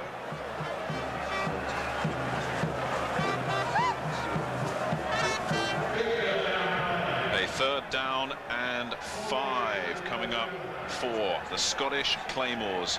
4 minutes left, third quarter. They've moved it inside the 15-yard line of the London Monarchs. Murphy and LaChapelle are in out wide. They look for LaChapelle, who is stopped inside the 5. Gang tackled. Nice job of LaChapelle knowing where he is, and a nice throw by Matthews. Again, Kreiner, because his offensive line has not been able to consistently keep the rush out, he goes with that short rollout, and that buys him time. You can use Matthews' feet. He throws on the run as he comes up. Jenkins can't get there. LaChapelle makes the catch and then gives you good effort to try to get to that touchdown. And they mugged him down there on the 2. And they're working on Sean Crocker, the cornerback there, who's 5 inches shorter than LaChapelle, and timeout called by Steve Matthews. Timeout, Scotland. With 3:17 left, third quarter. It's 21-7 in favor of London, but Scotland threatening to hit back. We'll be back after this.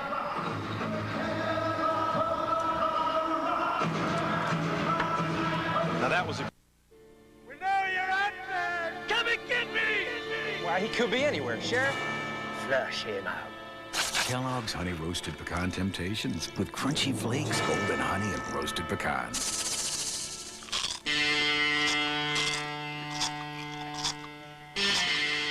I'm coming down. I'm coming down too.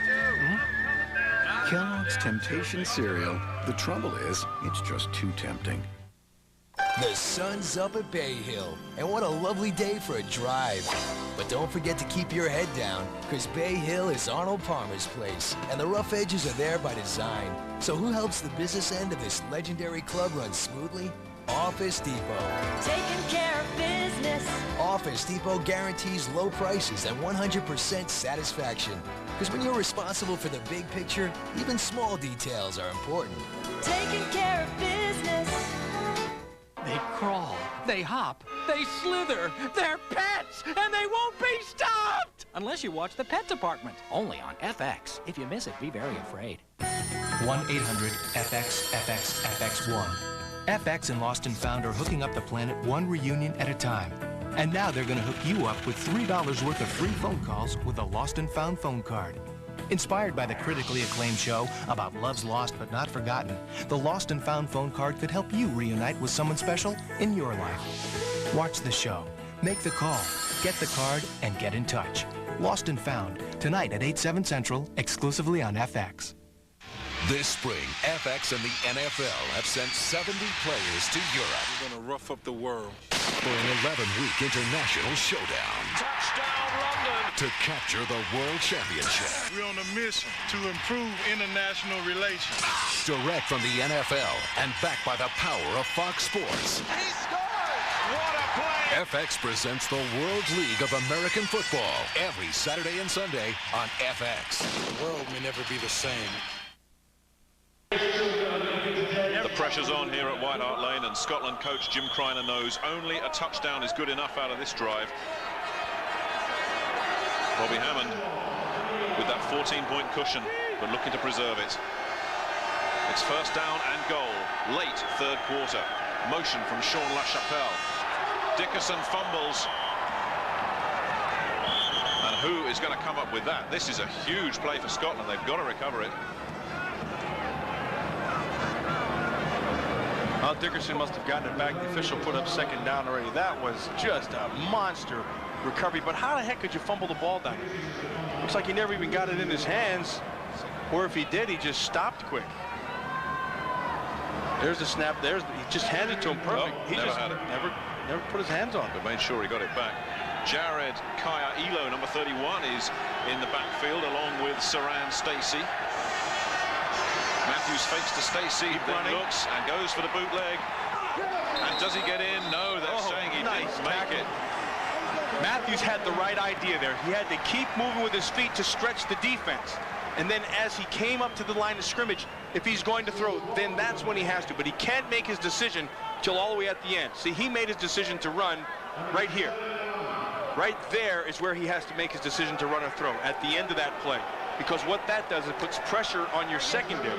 Once you declare, then they can declare. And that was Kevin Gaines, the strong safety, making the stop. Third down and not a lot. LaChapelle in motion. The pitch back is to Stacey, and he's in. Touchdown, Scotland, and we have a ball game. That was all Saran Stacey. That pitch is designed to draw your defense and stretch it out wide. 71 reported as eligible receiver. Gavin Hastings is out to attempt the extra point, but eligible receivers called in by the Claymores as well. Remember, you can go for a two-point conversion. And defensively, you can score here also.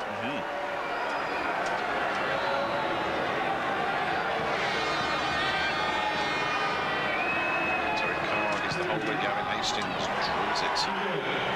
No problem at all. The extra point, good. 21-14 in favour of the London Monarchs over the Scottish Claymores, and Gavin Hastings really gave that a bit of a thump. The big kick for Gavin. But a bigger run by Sran Stacy. Remember, I told you this play, watch 27, he's going to go to his right. The play is designed to stretch the defense and create a hole. Now, once you have them commit, see 52 Caesar, he flowed outside. Stacy just broke it back inside and really did it all in his own. The ideal right here is to have everyone from the inside flowing out, and then you cut back underneath it. Stacy read it perfectly and picked up the score. And went in standing up. It also looks like Matthews, at the end of this drive, settled down and made some plays. Which is what the Claymores needed. It's still apparent that he hasn't played in a long time. Yeah, sure. And there's a player who's going to get better as this year goes on, because he's just really raw right now. As are so many of these players. How many times have we sat and talked to coaches and players and the word raw and potential and unproven? Those are the words that keep coming up. Right, and that's what this league is all about. Especially the way rosters are right now in the National Football League with the salary cap and people in and out.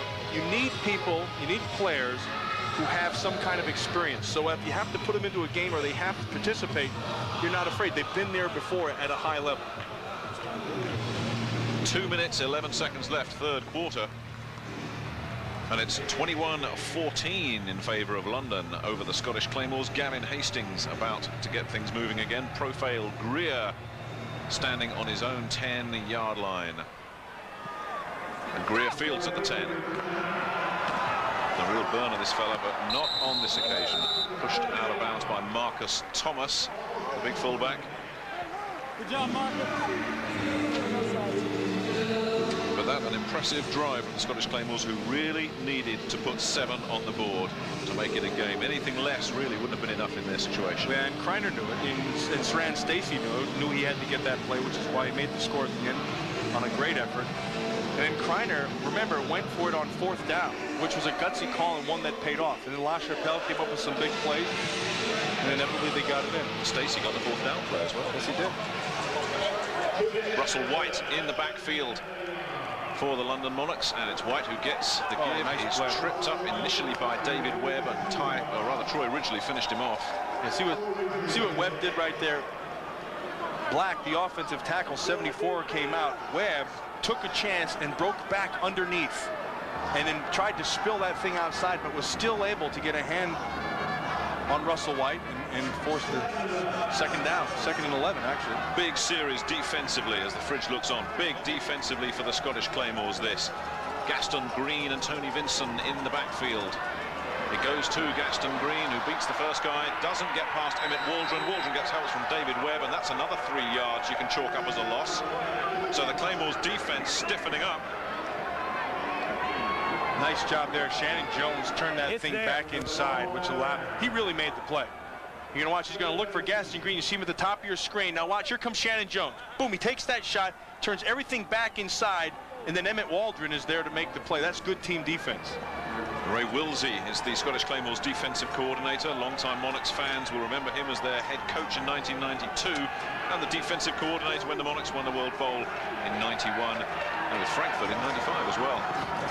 Jones on 3rd down fires incomplete. Good coverage. Duckett had great coverage. Willie Hinchcliffe didn't have much of a chance on that one. Before Duckett read that thing perfect. Hinchcliffe tried to drive him off past the 1st down mark, and then they went with the rollout to his side, but you know something, Duckett read it before Hinchcliffe did. And this game has turned around, and this crowd has gone very quiet. Yeah, but and you can feel right now that Scotland has really picked it up. I'll tell you, Ray Wilsey, the defensive coordinator, making some nice adjustments. That was 1, 2, 3 and out with a loss of 4 yards for the Monarchs offense. Sonny Fexico pass to Lee Gisendana, who fields around the 32. A flag comes in. It's over midfield, but a flag at around the area where Gisendana would have picked it up. That's a call for referee Tony Correnti and his officials. Very flag-free, though. We've said that before. That's been a pretty good job by the officials today. On the return, personal foul, illegal block below the waist, number 42. That is for a ducket. First down. Remember, these officials are a mix. There are some NFL officials, there's a national official, and then there's also some NCAA officials who they're trying to look at as breaking into the National Football League. Also, some of the National Football League guys are being moved around. Maybe an umpire is looking at as a referee or a side judge to a back judge and that kind of thing. So the league is using their officials the same way they're using their players. He hit him in the back. There's Ray Wilsey, white-haired gentleman. There's Jim Kreiner. Ray Wilsey was maybe the only man in the world to have 2 World Bowl rings, two Grey Cup rings, and two Super Bowl rings. He was with me with the Raiders in '80 and '83. Was our running backs coach. Well, you may have won 4 Super Bowls, Matt, but you're not a Ray Wilsey, are you? Good point by you. Just done it all. Been there and done it. He's a real sharp guy and a lot of fun to be around. And he's made some really good adjustments here. 3 times now, they've stopped London on 3rd down. In the first half, they had all kinds of troubles in 3rd down. So it's first down, Scotland down by 7 at their own 30-yard line. Matthews fakes the handoff, swings it out to Stacey, who's being pursued by Allen, and Allen has got him. A flag, 2 flags come in. You know, that one really could be a pick. Willie Tate came back in motion and blocked before that ball was thrown to Stacey in the flat. Also, Allen was high on the tackle as well, in the area of a face mask, but we'll have to see. Certainly a couple of flags came in quick. Well, it's going to go against Scotland. Matthews is giving the point to his team. Tripping, number 78 on the offense. 10-yard penalty from the spot of the foul. Repeat, first down. That's Keith Wagner, the right tackle from the Washington Redskins. Well, you're going to get him for a trip because out in the open field. Now, what happens if this is inside, nobody says 2 words about it, but because they're throwing it outside, watch this. Kind of like a leg whip. There's the trip right there. Me, personally, I would never make that call.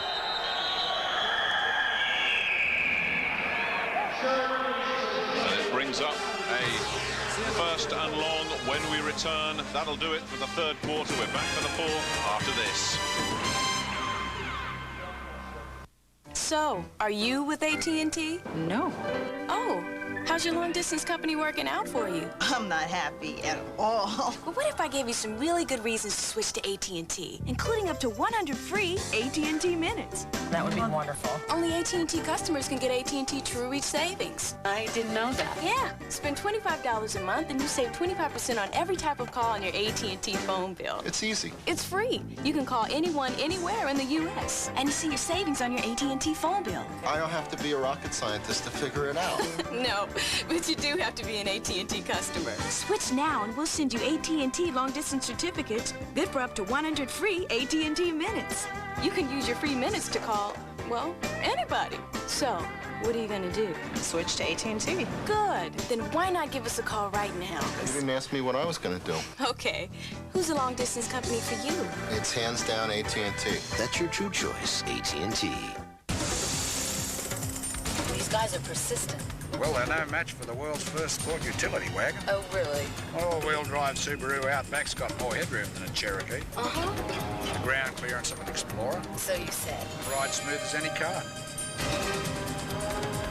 Got any more of those tidbits? What, like more stability in a turn than a Chevy Blazer? Sure, that'll do. That's my Subaru Outback. World's first sport utility wagon. FX salutes small-town America, where people are wholesome, honest, and extremely clean. We're dealing with a serial bather. Excuse me? Picket fences, weekends at 7, 6 Central on FX. Did you dust the duct? Today on Personal FX, look at the variety of items that got appraised, and a few of them even got sold. Well, next week we'll be in Rhode Island. We're going to kick off our week by looking at some memorabilia from Abraham Lincoln. That comes up Monday on Personal FX.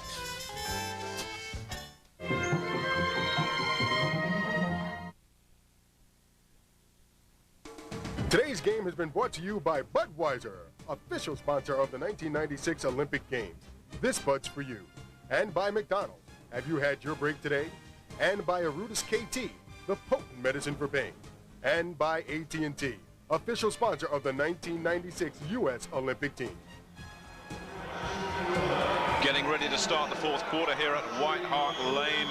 It's the London Monarchs 21, the Scottish Claymores 14. Now, Matt, in baseball, back in your country, you have the 7th inning stretch. Here in England, we have the 3rd or the 4th quarter stretch. They play a bit of Aretha Franklin, and everybody just gets up and boogies on down. I got to tell you, this is a dancing country. Every time I turn around, people are dancing up a storm. So Steve Matthews was dancing there, and he almost found Yo Murphy. Not quite. Darren Studstill, the free safety, couldn't have got there. And a nice play by Studstill, though, to be able to stay with the coverage.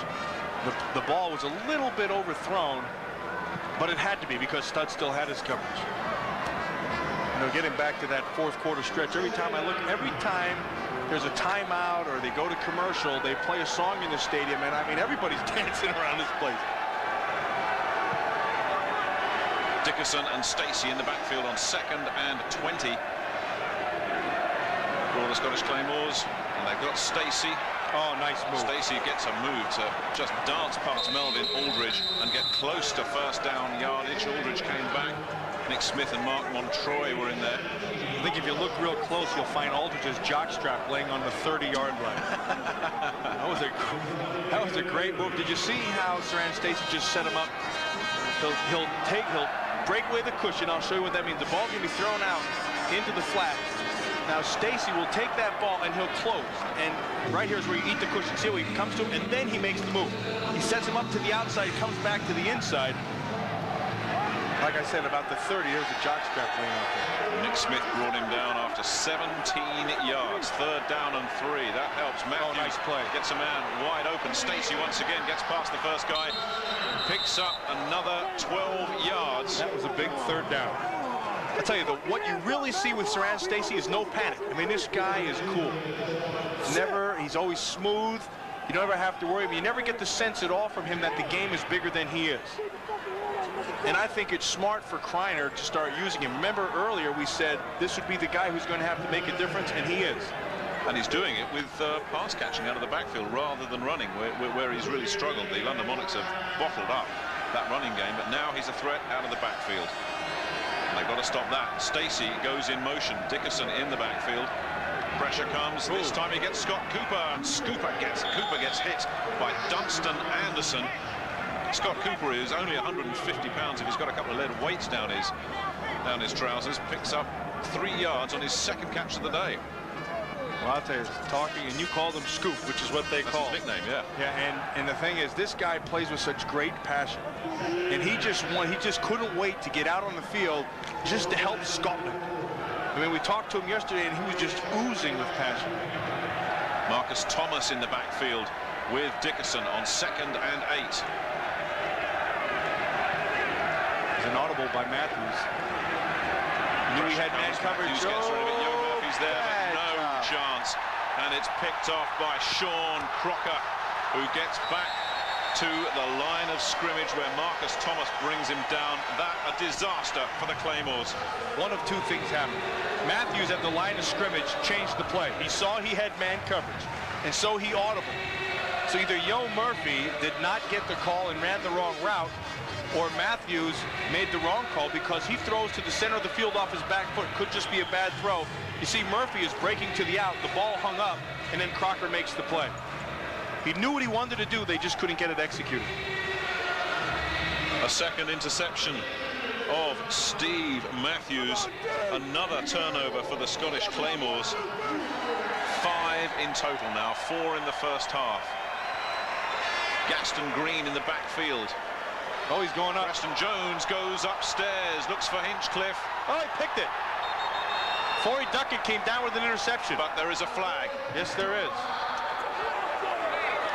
Preston Jones hung that ball up. I got to tell you, Hinchcliffe was beyond Duckett. But Duckett with that extra size again. Well, the ball hung up in the air. Had it been thrown out in front, that would have been 6. There's talk of face masks here.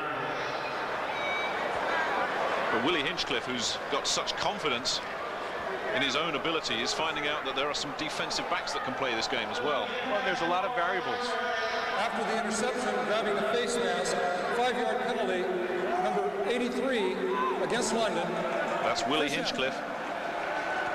I gotta tell you, Preston Jones hangs this ball up, which is one of those variables I'm talking about. At the end of this play, Hinchcliffe is about, look at the separation. I mean, that should spell touchdown. And then he had to slow down to come back to it. You can see the face mask at the end. Actually should have been more than 5 yards, maybe a 15er, because he kept on that thing. But Hinchcliffe was behind him, the ball hung, and that's when Forey Duncan made the play. Welcome to the wonderful world of American football, Willie. Meanwhile, Terry Carg in at quarterback for the Scottish Claymores. They've made the switch. Frankly, I'm surprised that it went this long.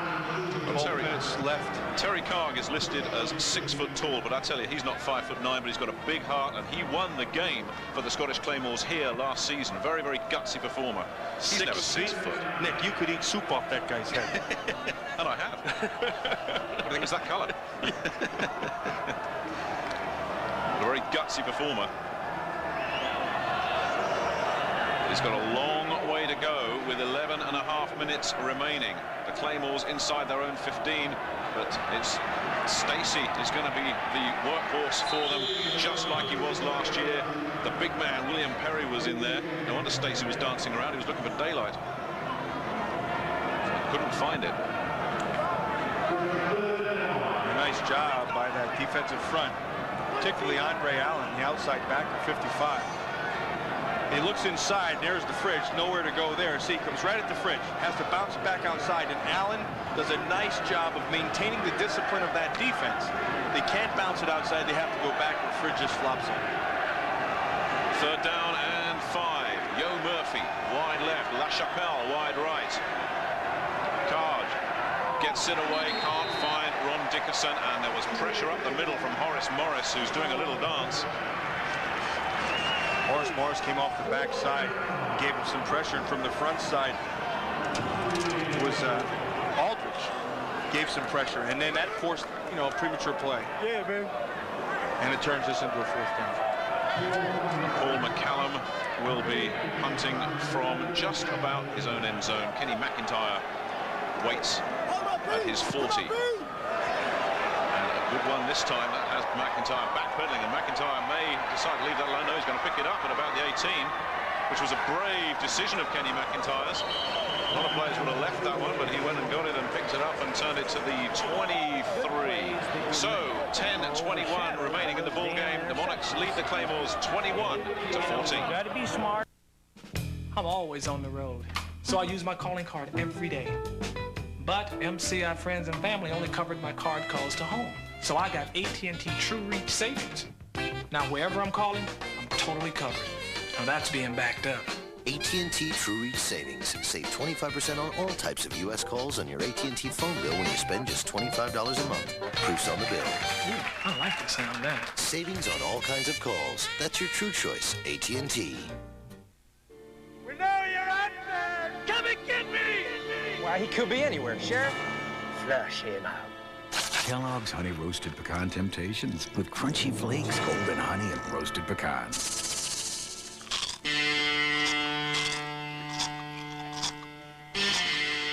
I'm coming down. I'm coming down too.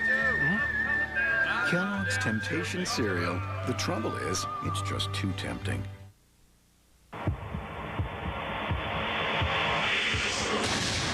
I'm Jackie Joyner Kersey, and I have asthma, but it hasn't kept me from setting 4 world records because I control my asthma every day. And even if you think you have your asthma under control, you should call the Asthma Control Program from Glaxo Wellcome. They'll send you a free kit full of the latest information to help you understand and manage your asthma better. You'll get lots of useful tools, including a 4-step program that can help you prevent attacks before they occur. And best of all, you'll receive updated information as soon as it's available. Many asthma patients, including you, can become symptom-free if you follow the daily treatment plan your doctor prescribes. And the Asthma Control Program from Glaxo Wellcome can help.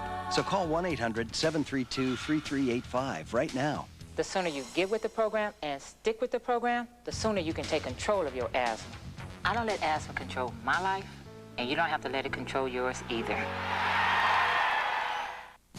This is Back Check. This is your host. You can reach Jeff by phone, letter, email. Not just a fax, man. We want your side of the story. It's our job.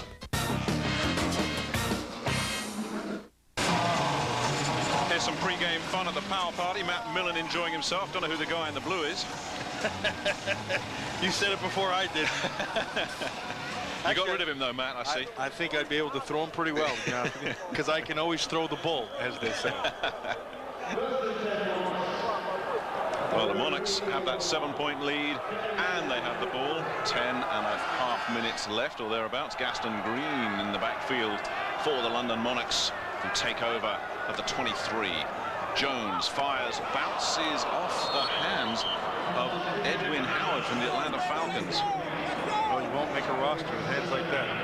Remember earlier in the game you said that you watched him in the pregame and he dropped everything. Then the first one he threw he caught. Now he's back to his first half win. Maybe someone's told him it's practice again. This is for real, Edwin. But a nice ball by Preston Jones. Right on the money. And we haven't mentioned that O-line of the London Monarchs for a while, but they're still doing it, I think, because he had a lot of time there. Those three Jets really have settled in quickly. Second down. Jones with the handoff to Green, who doesn't get much at all. Troy originally was jumping around in there, wanted a piece of that. Yeah, nice job by John DeWitt coming off the right defensive end. Ridgely inside. They're trying to double partner on the other side. They're holding the line of scrimmage. Watch Ridgely 96 right there, and then DeWitt forces that thing, comes right back down inside. Emmett Caldwell also at the point of that play forced it back outside. That's good team defense. Third down and 8. This London Monarchs offense has struggled against the revamped Scottish Claymores defense. 4 wide receivers out now on 3rd and long. Jones steps up, fires, looks into double coverage.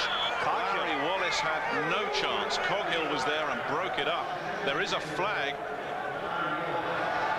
They're going to call holding on London, which will be declined, and this will be a punt. I tell you, that is 2 very impressive defensive series back-to-back for the Scottish Claymores. I mean, this ball is well thrown. Coghill makes a nice break, and then at the end, this is the difference between a good play and a great play. 74. The penalty has been refused. See that arm right there? That's the difference. I mean, when you get to that position, if you make that play, hey, they pat you on the back. If you don't miss it, it's a big first down, and they kick you in the rear.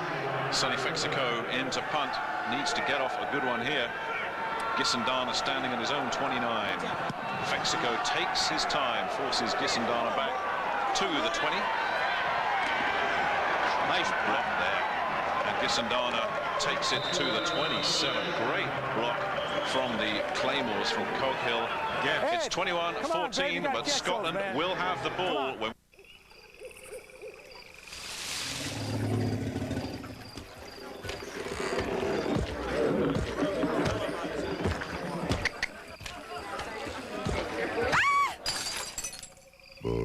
Budweiser.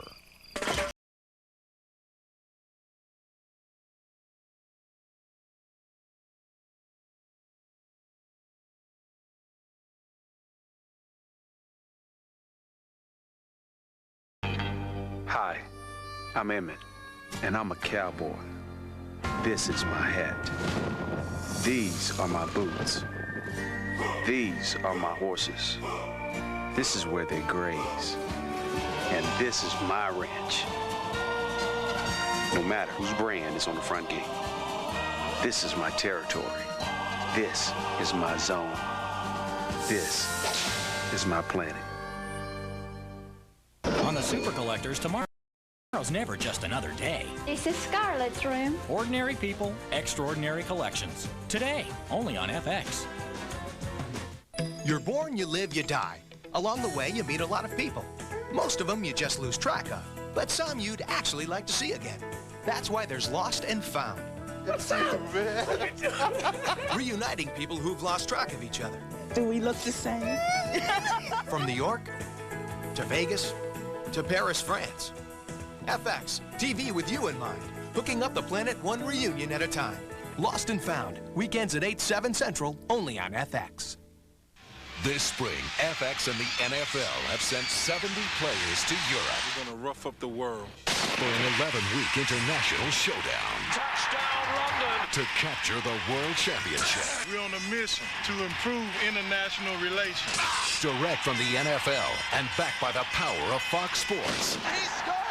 What a play! FX presents the World League of American Football every Saturday and Sunday on FX. The world may never be the same.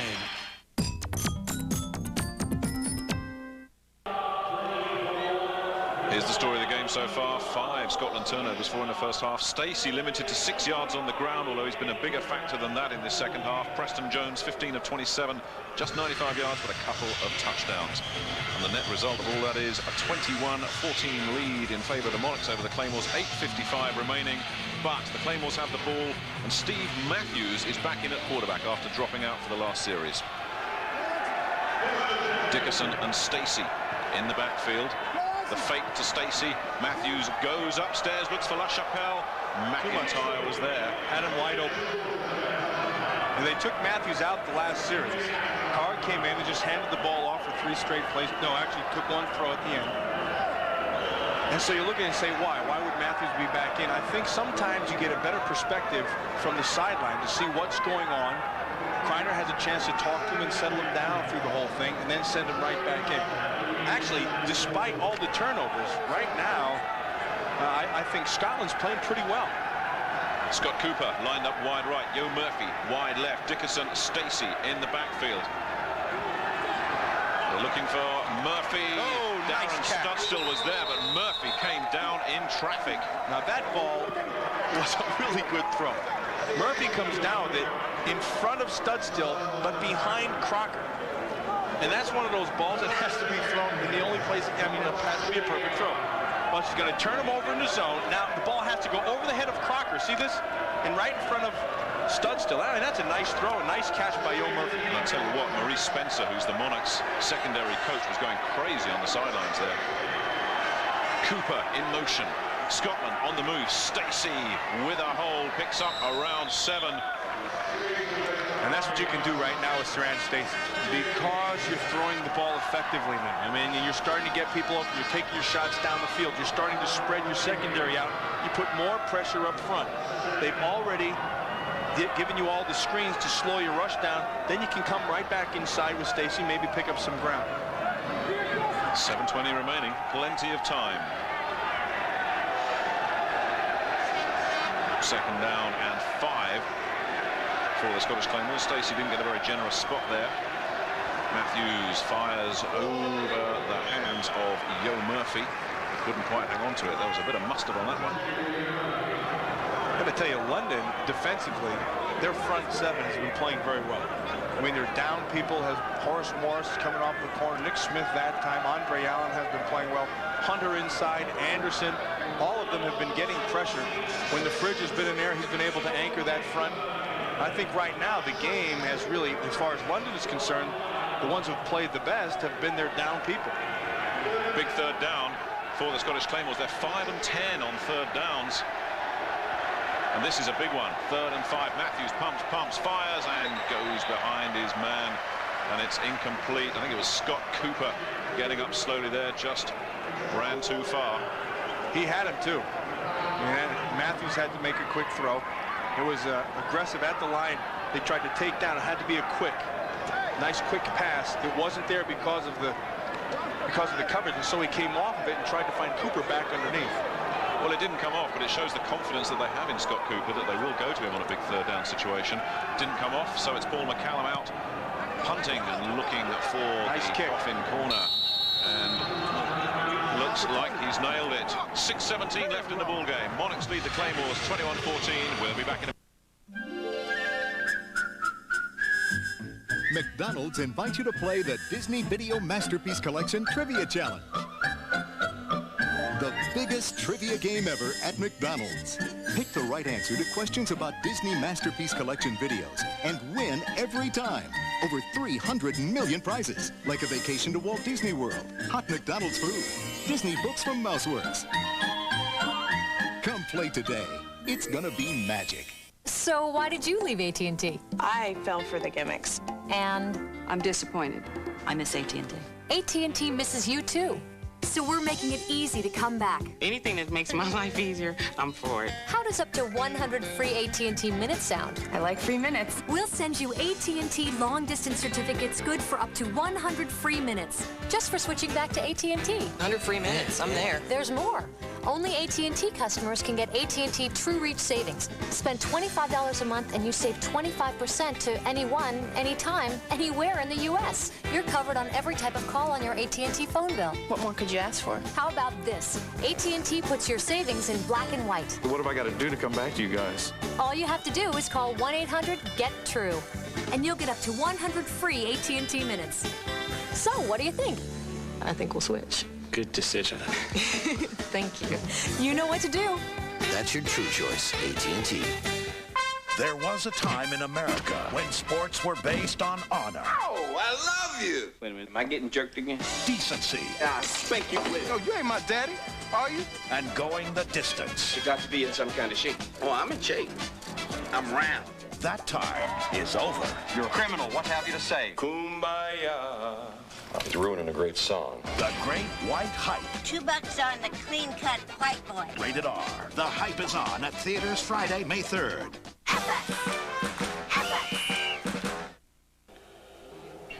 Welcome back to London. Well, today is the 250th anniversary of the Battle of Culloden, a historical event that stirs the emotions of Scottish and English alike. The battle took place during a civil war, and although the Scots fought on both sides, it was mostly the Scottish army led by Prince Charles Edward Stuart, Bonnie Prince Charlie, that was defeated by the superior English forces of the Duke of Cumberland. It was the last ever battle fought on British soil, and it ended the House of Stuart's hopes of regaining the throne. And Great Britain has been a united nation ever since, although sometimes you see some of these fans around here and you wonder. And look at Scott Cooper's buddies he brought down from Scotland with him with their kilts and their faces painted. Oh yeah, you tell those guys they're British and see what they say to you. We're Scottish. And William Wallace lives big there. Green and Vincent in the backfield. London, who've done nothing offensively for 2 straight series. Gaston Green plows his way up the middle for a couple, not a lot. Ty Parton in the middle of that. Ty Parton, number 95, is an interesting story. He comes over here allocated by the Cincinnati Bengals, but by choice. He said, look, I need to play. I need some experience. I want to go over there and participate. And that's what he's done. He's come over here, and they like it. They like what he's doing.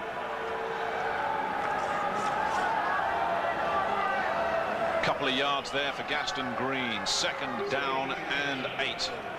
Very important drive this for the London Monarchs with 5:41 remaining. Green on the draw play. Joe O'Brien was in there and stuffed that. Again, sets up another 3rd down. I'll tell you, the defensive front now of Scotland taking over. Remember, early in the game, London's offensive line was just running all over him. Wisdom up front, MacGyver up front, Simpson. That's Ray Wilsey for you, the old fox. Yes, he figures out a way to get things Nothing going. he hasn't seen. Bobby Hammond, who's been sending in those plays, must be worried. We're okay. Yeah. No, he's okay. He must have heard me. Time out. Preston Jones isn't okay. Charge timeout. London, our 2nd team timeout. They have 1 timeout remaining after this, and there are 4 minutes and 58 seconds in the ballgame. Let's listen to Bobby Hammond, see what he's got to say. Think about what we got here. I got X flag. Now it's supposed to be X flag. All right, we've already lined up in the close, so let's move to it. Only run the same play. Which one? Trips right, quick flash right, quick flash left too. Fucking wide open the last time we threw it. It takes it. They're going to adjust to it now. We'll come back to it. Wow. Okay, I'll tell you what. Huh? You're going to do that. Watch it. Let's take a look at the flanker drive. Tell Larry to work it. Let's go zoom to it. Tell Larry to keep coming. All right? Left right zoom, scram left, flanker drive. Right, you got the flag here and you got the back in the flat, okay? You got a good guy. You single coverage, drop it straight back, get off the flag. If it ain't there, just throw the ball away. Just don't get we got scram left, we got the guy in the flat, right? That's right. He's going to roll to the left. You hear that scram left. He's going to look for Larry. Larry Wallace is his man. Tell him to move to it. Tell him to go zoom.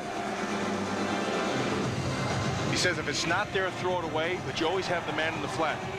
So he's going to look downfield first to get the first down. If it's not there, he'll look to his underneath man. If not, just throw it away and let your defense play. Well, both these teams looking for a win in week 1. Week 2 will be every bit as tough for these two teams. Amsterdam entertain the Rhine Fire. London go to Frankfurt. That will be difficult.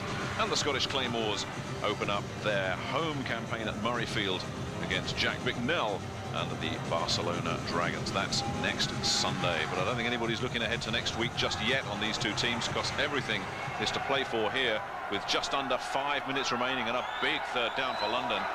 There it is. He has Jones Wallace. Fires. Oh, he dropped it. Larry Wallace, of all people, put it down. Well, I'll tell you, if you're Bobby Hammond, you couldn't have called a more perfect play.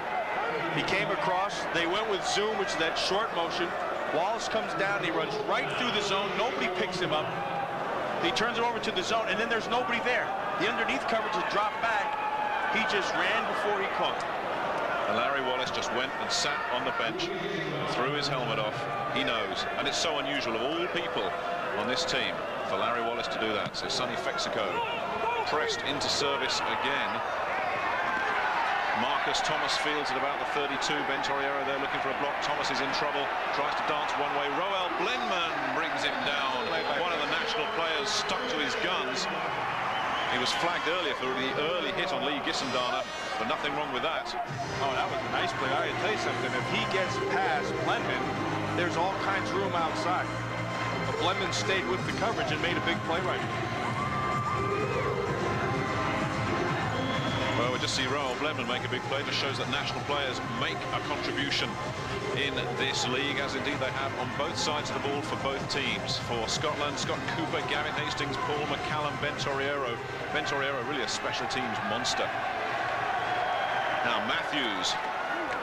Oh, the fridge runs in to Yo Murphy. Guess who comes second? And it ain't the fridge. That's right. You know, they've gone to that thing way too many times. I mean, they've used that to slow down the London Monarchs rush, and these fridges just jawing back. But they're going to bring Murphy back underneath. Fridge reads it very nicely. It comes off of Purvis Hunt the block and makes the play. You got to feel sorry for Yo Murphy. You make the catch, and then a split second later, there's the fridge on top of you, and he's 350 pounds. I like that ish. 350-ish. That's what I'm going to call myself from now on. Ish. Matthews, second and long. Pressure comes. He gets rid of it. And did well to get rid of it, because they were steaming in. Blaine Berger was after him. The fridge was in there as well. The fridge is not a publicity stunt. He is playing for real. And here comes Fridge. You see, they try to double him, and he just used that. He just runs right through those guys. I mean, that's a nice play. He's working back inside, and that's just power. You know, Fridge is not a move guy, honestly. There's not an ounce of finesse in all those pounds. But when he gets those things rolling forward, it's tough to stop him. Fridge comes out on third down. Cries of defense all around White Hart Lane. Another big third down play in this game with less than 4 minutes remaining. Matthews finds Stacy. Stacy with some work to do, and does it. Boy, he got a first down, and that was all Saran Stacy. That is a tough call and a gutsy move. Throwing back underneath. They hadn't run anybody off. Stacy again, great poise. You know, Stacy's numbers at the end of this are not going to be anything special, and yet he's made such a big difference in the second half. It will not be indicative of the role he played. There's a nice block. He cuts back inside. This is all Stacy. He picks up that last 6 yards by himself. And a first down at the 46-yard line of the London Monarchs. 3:19 left. Scotland down by 7. Stacy picks his way to the 40-yard line. Ivan Caesar on the stop, along with Kevin Gaines. 3 minutes left. It's time for London now. They're going to have to regroup. I mean, they've been getting consistent pressure on the quarterback, which has forced them to have to roll right and left to try to buy some time. Now their secondary people are going to have to make the plays. What a difference. At halftime, it was a question of how many were London going to win by. Now it's a question of can London hang on. Second down. Stacy, the workhorse again, picks his way closer. Flag comes in late in the London backfield. Stacy will be short of first down yardage anyway.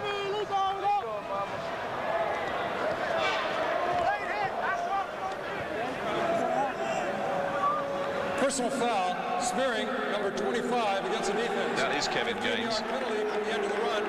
First down. And that hurts the London Monarchs. I don't like that call. And the Claymores are rolling. Spearing, obviously, is when you come up and you're going to whack him with your head late, just the helmet right into the middle of it. Now, as he's going down, see, he's committed right there. He tried to pull off.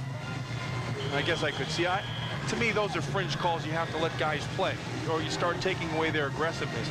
You could see as he tried to pull off at the end, it just wasn't enough. He got flagged. Well, that's why it's happened. If he's penalized for unnecessary roughness, he's out of there for 2 plays. So, the Scottish Claymores on the move at the 24. Stacey again, doesn't get it. Lewis Capes stuck with it. And got some help from Nick Smith, but Lewis Capes, the British national, made that play, and doesn't he know it? That was a good play. Lewis Capes works off the block, runs right down the line of scrimmage. You're going to watch it, number 66. To your right, you see how he works off the block, keeps his outside arm free, and then just runs right down the line of scrimmage and then stays with it. Nick Smith comes up, and that's a nice play. 2nd and 11, loss of 1. Good job by Capes. Lewis Capes played college football at Colorado State, but is a British national born here, and that is the 2-minute warning. The Claymores down by 7, but knocking on the door. We'll be back.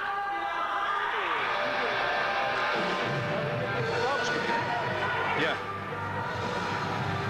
The man of the match? Yeah. Probably Saran Stacey. Well, if it goes, the numbers are terrible, but it's not indicative of what he's done. Nice call, Chris. Thank you. Although you may want to say Ray Wilson. Hey, my man, edit that clip out. I don't think so. If it goes the other way, then you'd probably want to go with...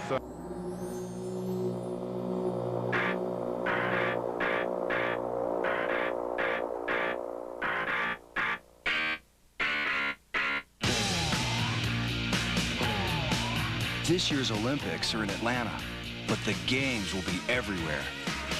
The Bud World Party, a great time to share a Bud with friends, no matter where you are. Budweiser, proud sponsor of the '96 Summer Games. The sun's up at Bay Hill, and what a lovely day for a drive. But don't forget to keep your head down, because Bay Hill is Arnold Palmer's place, and the rough edges are there by design. So who helps the business end of this legendary club run smoothly? Office Depot. Taking care of business. Office Depot guarantees low prices and 100% satisfaction. Because when you're responsible for the big picture, even small details are important. Taking care of business. FX uncovers comeback fashions. Far out. It had to happen sometime. Satisfy your passion for fashion with 8 is Enough and FX, weekdays at 1. Let's talk exercise. Lifting the TV remote. Does that count? What if it were easy? Oh, I'd like to know what you call easy. 20 minutes a day, 3 days a week. And what do we call this marvel of modern exercise? The Nordic Rider, new from Nordic Track. The new Nordic Rider is the smooth, easy way to get fit at a great price. Advanced push and pull dual motion lets you exercise more muscle groups, including your arms, legs, back, chest, and stomach. Burn off calories and get a better total body workout with the new Nordic Rider. Yours for only $299.95. The Nordic Rider is from Nordic Track, a recognized leader in home fitness, so your complete satisfaction is guaranteed.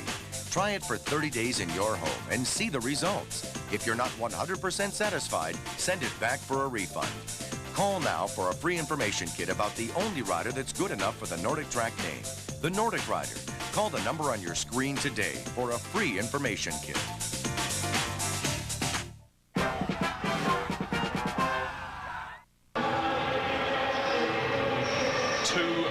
Remaining in what has been a fascinating contest. Scotland started fast, London took over. It looked like London were going to blow Scotland away, but then the Claymores came back. They got a second and long with 2 minutes left, down by 7. Dickerson and Stacey in the backfield. Matthews drops, gets pressure, gets rid of it, looks for LaChapelle, touchdown Scotland. What a play! And a great job by Ron Dickerson up front with the block, which allowed Matthews to have the time to find LaChapelle. Remember, a long, deep crossing route like that takes lots of time to develop. LaChapelle got beyond because Dickerson made the block up front. And now, what pressure on Gavin Hastings, the rugby union player who's converted to American football. He's got to make this kick. He's been in bigger pressure situations than this, but that's in his own game. He's in a different game now. He's 2 for 2 so far. He's got to nail this one. Terry Card, the holder. High snap, Card gets it down. Hastings nails it. Like he was born there.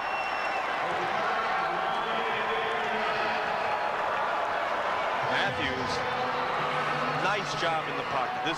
This showed poise. What had been missing all game long showed up when it had to, and that's a good sign. And watch, I want you to watch Dickerson, the fullback, number 23. He's going to step up right over there. See him? Boom. And Saran Stacey as well with the block. And that allows LaChapelle to get beyond the defender and take it into the end zone. What's going on with Matthews here? I mean, he was terrible first half, and here he is, come out of it, and he's got this poise. Is it coaching? Is it his personality, or what? I think he's just finding himself here. The guy hasn't played for a long time, and you need to play. You got to get those spider webs out, and you have to get all that stuff out of your head before you can finally settle down.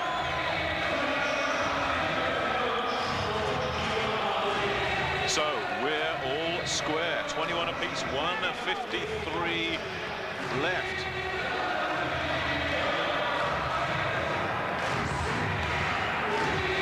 Good game this has been.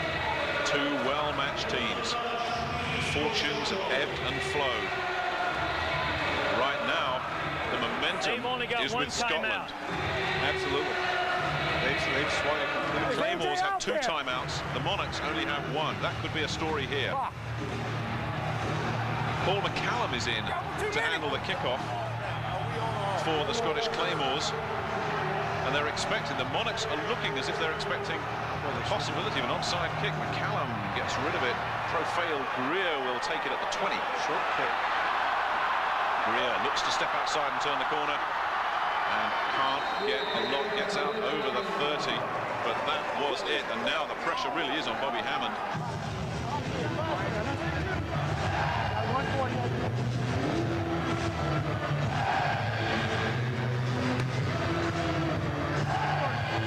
Get ready to go to your 2-minute offense, okay? Passing.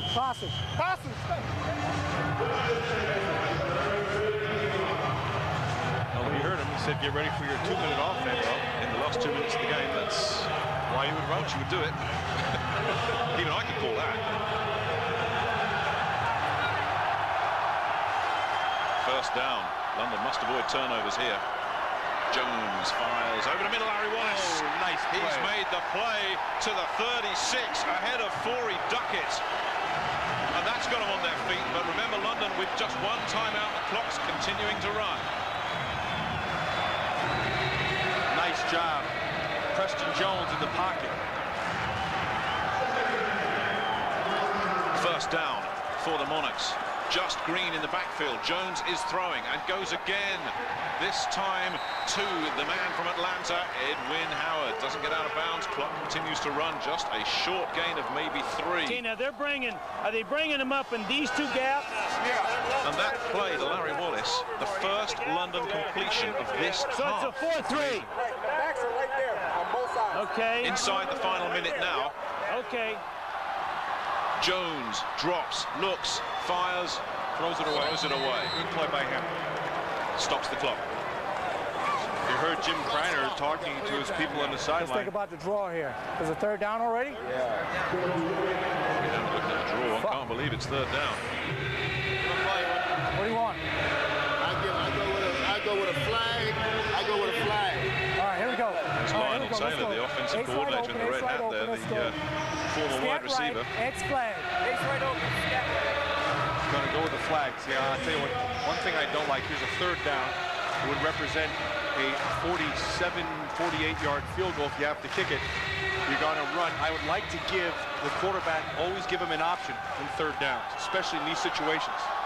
Now they're going to run out of time, which is going to give him 3rd and 8 or 3rd and 9. Against the offense, 5-yard penalty, still 3rd down. And pushes that field goal pretty well out of range now. They have two kickers, the London Monarchs. Kevin Hurst, who's kicked the extra points, but he's kicked a 58-yard field goal in a British game, but this is a very different proposition. Scat right, X flag. No, ace open. Ace right. Hey, John, he can't get it from here, though, can he? Well, he's asking himself if that field goal can be made from this distance. David Gordon, the other kicker from Boston College. Jones looks nothing doing there. He was nice pressure. Of John DeWitt got the pressure. Well, let's try and get the first down. All right, let's go Trey. They're going to go for it. Trey. Well, there's it. All right, here we go. Call, coach. Would you go field goal? Do we have a timeout left? Well, the clock is stopped, so they don't need a timeout. That was incomplete. They don't need to call the timeout. Timeout. Bobby wants to discuss the situation. Well, you take your time. It's a 53-yard kick from here. If they kick and miss, we want to try to score, don't we? We've got 46 seconds. Yeah. Yes, but we don't want to, we don't want to give the ball up, but we, we'll want to try to score, but we'll, rather than take a chance on a risky thing, we'll play the overtime. Okay. So there's the thoughts from both camps. Now the Monarchs have David Gordon was their kicker from Boston College. He kicked a game winner against Notre Dame in '93. What'd he say? Notre Dame fans will remember that. But 53 yards. Let's play for overtime. Now they both have made their decisions to play for overtime. Bobby Hammond, you heard, say play for overtime. Jim Kreiner as well said we'll go for the score, but we'll play for the overtime. Fexico, the punter, is coming on. Said to punt it? Yeah, he said to punt it. Coach Carter said to well, fuck, John. He can't try it from there. If we miss it, man, we'll give them the fucking ball right there.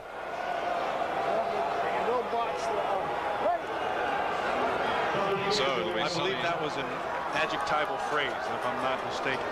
Well, I've never heard of it. Sonny Fexico stands at his 42-yard line, whistles. Charge timeout.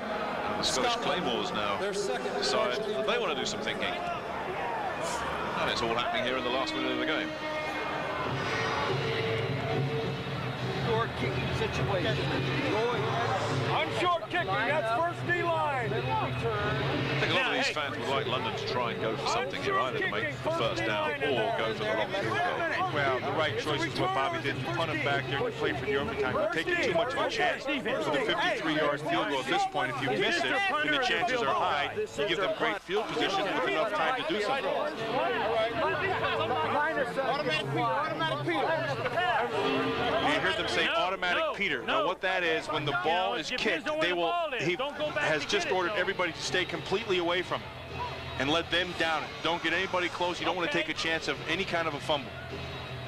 Well, Marcus Thomas is going back to about his 10-yard line, and they're shouting at Marcus Thomas to make sure he understands. Fexico looks for the corner. It's an awful punt. Guess what? When you get a punt like that, you'd rather take your shot at kicking a 50-yard field goal. It's given them 7 yards. 6. Sonny knows it.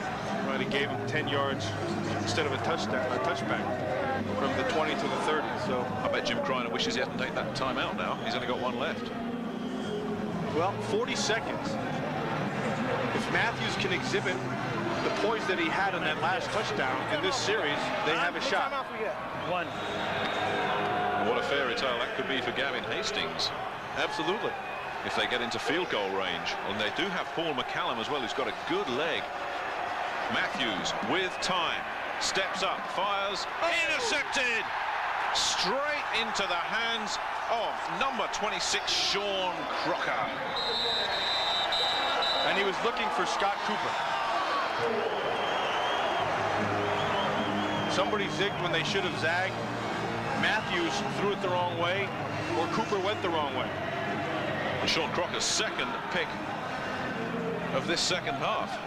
Which watch, he's going to get the pressure, he's going to come back, rolling back to his left, and then he finds Cooper. Steps and throws, but you see Cooper is not even, he had broken out to the right. He comes into your screen and ends up getting in on the tackle here. I don't know what Matthews was looking at. I mean, it wasn't that it was that close. where he threw the ball to Crocker, Cooper had already made his break. And now with 27 seconds left, no timeouts for London, but if they can get a couple of sideline completions, they could be in field goal range still. Jones steps up and is nailed by Herman Carroll, and the ball was loose. But they're going to whistle it dead. I'm going to say he was in the grasp. Herman Carroll made sure there was no play there. You know, at this point, you look and you say, well, he's not quite. Now they're going to go with the hurry up. But remember, this is only a 47-yard, 94 yard, 47 yards for the half of the field. So you pick yourself up 3 yards to the halfway point. That was the first sack of Preston Jones. No, bull crap!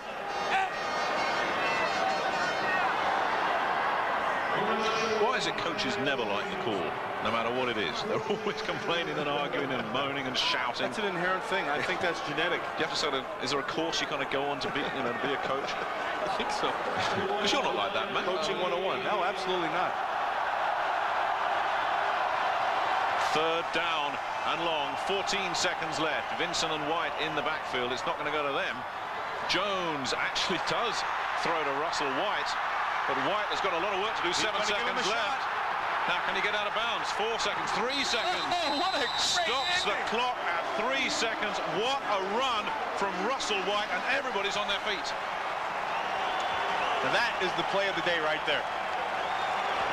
And that is going to allow London, with 3 seconds left, to take a shot at this with a field goal. Gordon is in.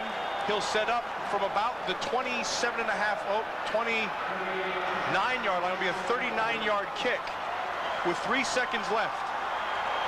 Well, the pressure's on David Gordon. This for the game. He did it for Boston College against Notre Dame in '93. Can he do it for London against Scotland? Shanked it. And no. It never had a shot. Well, we're in OT, boys. And that's his second miss. He missed from 31 yards in the first quarter. And we're going the extra distance. Come on.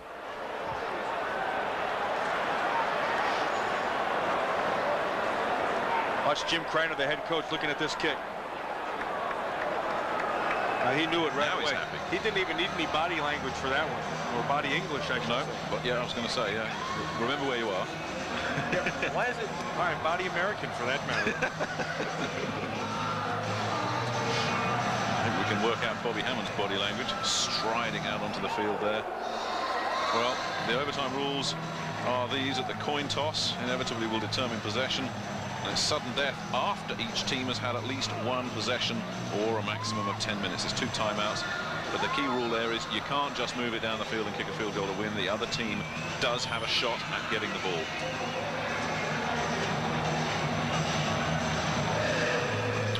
Well, a dramatic end to what really has been a gripping game. So, if say London gets the kick, Jim, and they march down and score, let me Scotland would have Jim, a chance. Scotland have a now, chance. our choice is we take the ball or we put our defense on the field and then we can see what they do. I do too. I do too, because of being able to bottle them up. But as soon as Scotland would have run out of downs, it's over. Hey, so you want to defer if we win? No, we want to. There's no such thing as a divert. We want to kick off. If they win, they want to kick off, which means right now they have great confidence in their defense. Well, Ray Willsey's sorted this London offense out. They've done nothing this half. Either that, or they don't have great confidence in their own offense. But having said that, taking the ball second, at least they know what they've got to do. If London come up empty, they know all they have to do is get a field goal to win it. It calls heads. It is a head. We're going to kick off. We're going to kick off. Personally, I don't like that. In the National Football League, if you ever have a chance to win that coin toss, you automatically take the ball. Choice. They chose to kick. Well, we're going to go to a break before the overtime. It'll all be sorted out in the next few minutes. Join us in just a moment.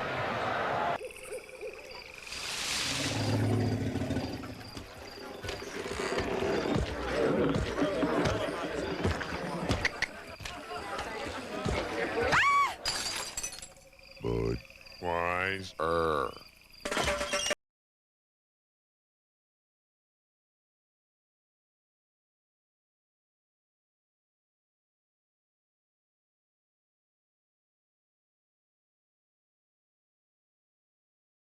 savings count. So I went with some long-distance company I'd never even heard of. Wacky restrictions and all.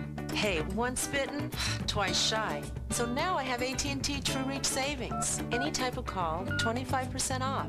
Proof's on the bill. AT&T True Reach Savings. Save 25% on all types of U.S. calls on your AT&T phone bill when you spend just $25 a month. Can't miss. Savings on all kinds of calls. That's your true choice, AT&T.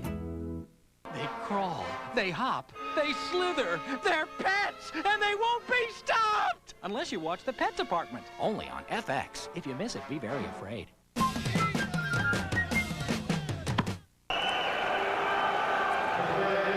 You can feel the tension on the sideline. The Battle of Britain, London v Scotland. National pride on the line. A winning start to the season on the line.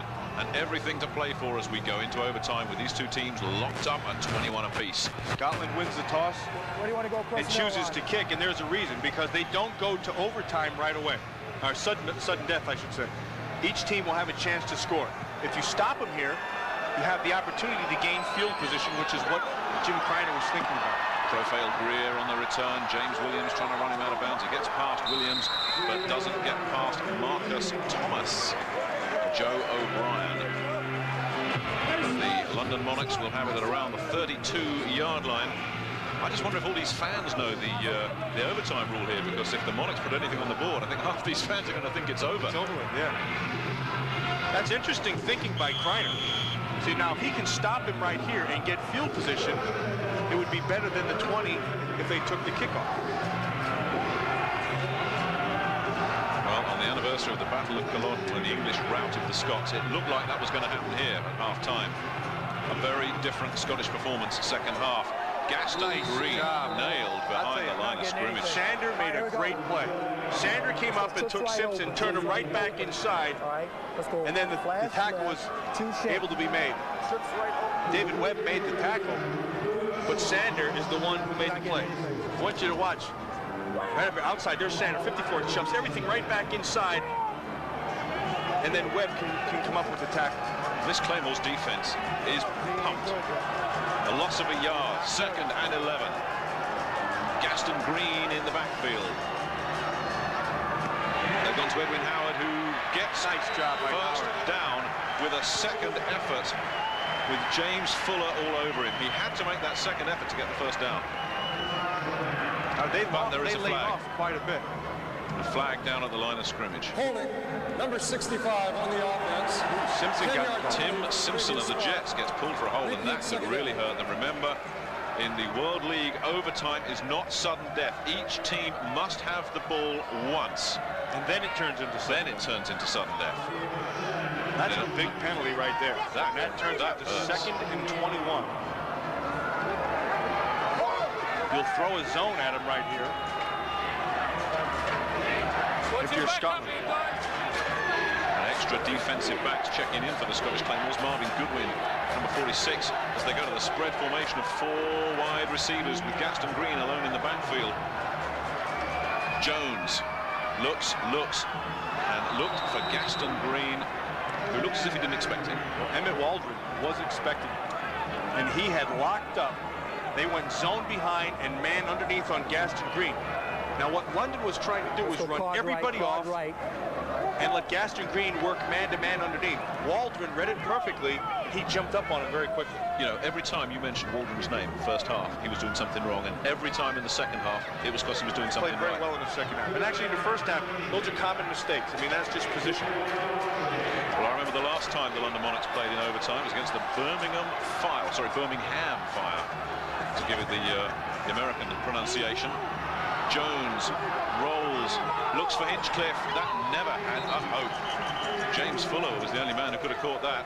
I'm going to tell you something. Watching Hinchcliffe play today, they've got to figure a way to use him more in their offense, because he runs by people all the time. He's run by guys 3 times. They've not been able to keep up with him, but the quarterback has not been able to get on the ball. 1, 2, 3, and out for London. That holding call against Tim Simpson was a monster. And I think it was the first holding call that line's had all game. That's a 21-yard difference with that call. Sonny Fexico gets a low snap, handles it well. Flags come down. And it's fielded at the 25 by Gisandana, who runs into Andre Allen. But there are flags.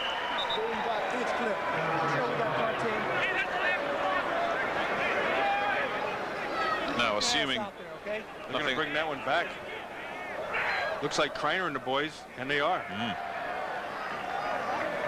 Well, London have had their possession. If Scotland score here, it's over. Illegal formation against the offense. Only 6 men on the line of scrimmage. Repeat. Oh, and that's one of those penalties that drives a coach crazy. Well, they're looking for a win. They're looking for national pride. And they're also looking for this, the Budweiser Cup.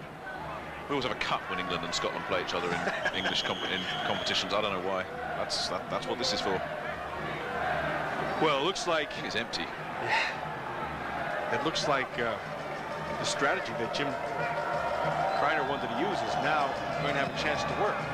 Mexico gets off a kick to Gisandana, who lets it bounce. That's a mistake. Away. And that gives them about another 13 yards and knocks it down to the 27. So Sonny Fexico's had an up and down kind of afternoon, came up when he needed to.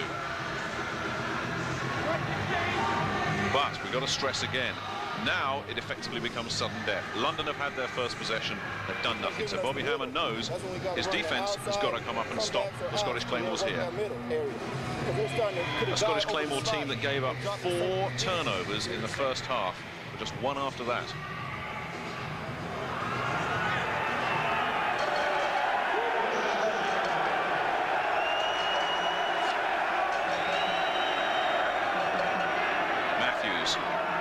Rolls, gets time, pressure comes now, and he throws it away. Good play. Nice defense right there by London.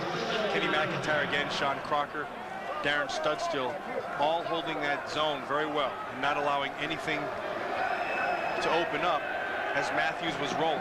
What happens a lot of times in zone, as the quarterback rolls, it effectively opens holes in your zone. But they maintain the discipline back there of that scheme and didn't allow anything.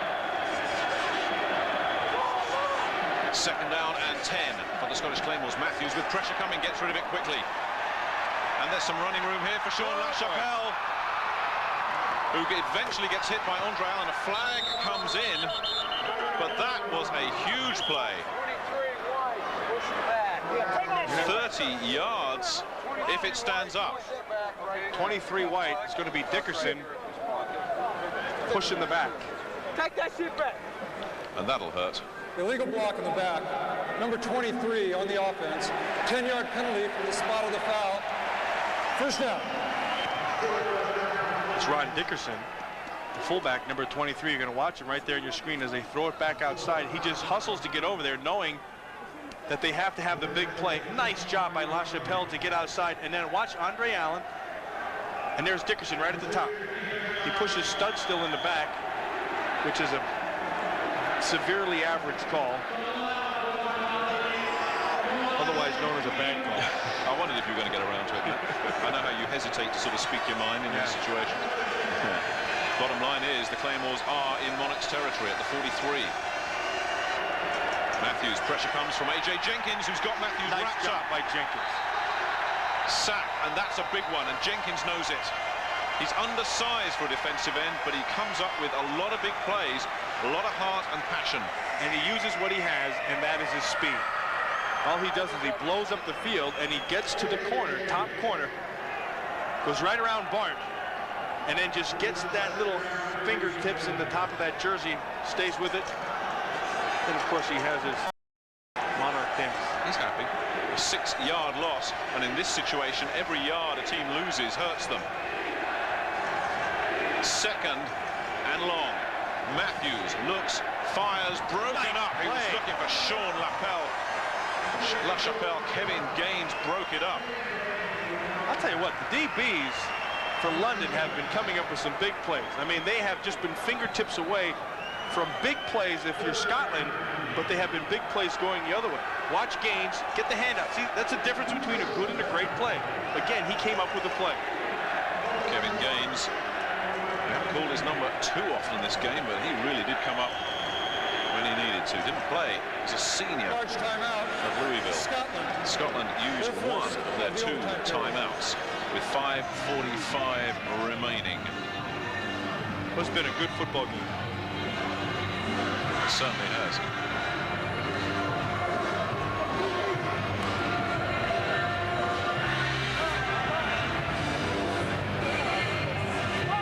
Coordinating producer for World League Television, and the producer of today's game is Jeff Gowan, director Andy J. Kindle, producer for Sky Sports Charles Bulchin, producer for Scottish Television Graham Moore, and the executive producers are George Krieger, Ed Goran and David Hill. And this has been quite a ball game. You know, I got to tell you, from the beginning of this, I came over here this past week not knowing what to expect. I have been very favorably impressed with what's been going on today. I think the quality of play is higher than I expected. I think you have a lot of speed, you have a lot of size. They just lack a little experience. But as you can see in this game, from the beginning of the game to the end, it's been night and day. And I would expect this game and the league to keep going that way, get better as the year goes on. Do you remember our first conversation? I said to you, this isn't the NFL, it's the next best thing, and you gave me that kind of, okay, prove it look. Right. What do you think? I agree with you. I think that the difference right now between like a Nebraska or a Penn State or a Notre Dame or Florida State is just experience playing with each other. Matthews goes upstairs on 3rd down. Oh, what a catch! Sean LaChapelle has just come up with what could be a game winner for the Scottish Claymores. Down to the 12.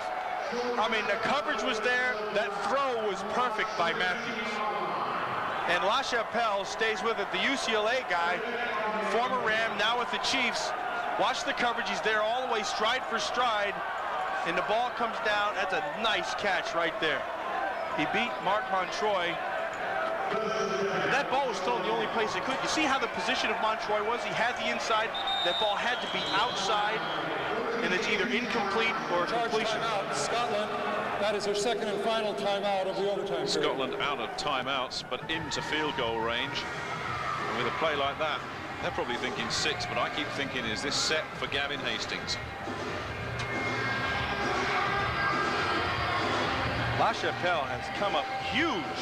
And if there's a player of the game today, it's got to be LaChapelle. Well, with numbers like that, and that play, that is a game winner. Yeah, when it happened in the second half, he came up big. Well, it looks like Paul McCallum is warming up. Well, Gavin Hastings has converted 3 extra points, including 1 high-pressure extra point right at the end of the game. McCallum hasn't kicked at all. But we're getting ahead of ourselves there. There is Paul McCallum. Born in Canada of Scottish parents. Big hit in the CFL. Tried out with a couple of Scottish soccer teams. Not such a big hit there. We've got a good leg on him, both as a kicker and a punter. Good attitude. Gavin Hastings, who's looking very anxious and stressed, as you can tell. He's been in bigger games than this. That's the thing. This may be a new game to him, but he's been in much bigger games than this. And he's doing the holding. A real team player, that Gavin Hastings. Talking to Paul McCallum, he said he's just brought everyone together. 1st down. LaChapelle in motion. Matthews gives to Stacey. They go on the ground. Stacey picks his way inside the 10 to about the 8. Plenty of time left. That's not a factor now. Kreiner is not going to take a chance with throwing the football here. He's going to give it to Saran Stacey and let his maturity take over. Don't turn the thing over and get your chance with a kick if you don't get the first. Now we're going to do another quick language check here. I mean, when we talk about local rivalries, we tend to talk of them as derby games. Derbies. Yeah, you have that? Not a derby. The only derby Curly had on his head. The Three Stooges. Stacey looking to go inside the 5 to around the 3. They're closing in. And this will be a good win for the Scottish Claymores. They were getting wiped out at half-time. They've bounced back, and Stacey's numbers are pretty average, but as we keep saying, a much bigger impact overall. Yeah, they're not indicative of the role he played in today's game. Scott Cooper checking in, Sean LaChapelle checking out. What a story, too, if Scott Cooper were to get the winning catch. 3rd down at about the 3. They stay on the ground. Matthews gets nailed, flattened. Andre Allen. but it's still comfortably in field goal range, and it's Paul McCallum who will come out and attempt it.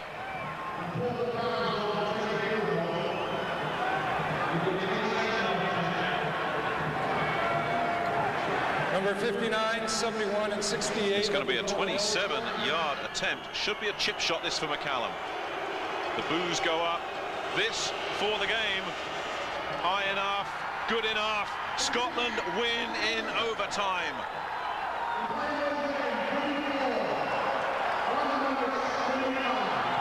And that is a great comeback. They were 21-7 down, but they've come back big time.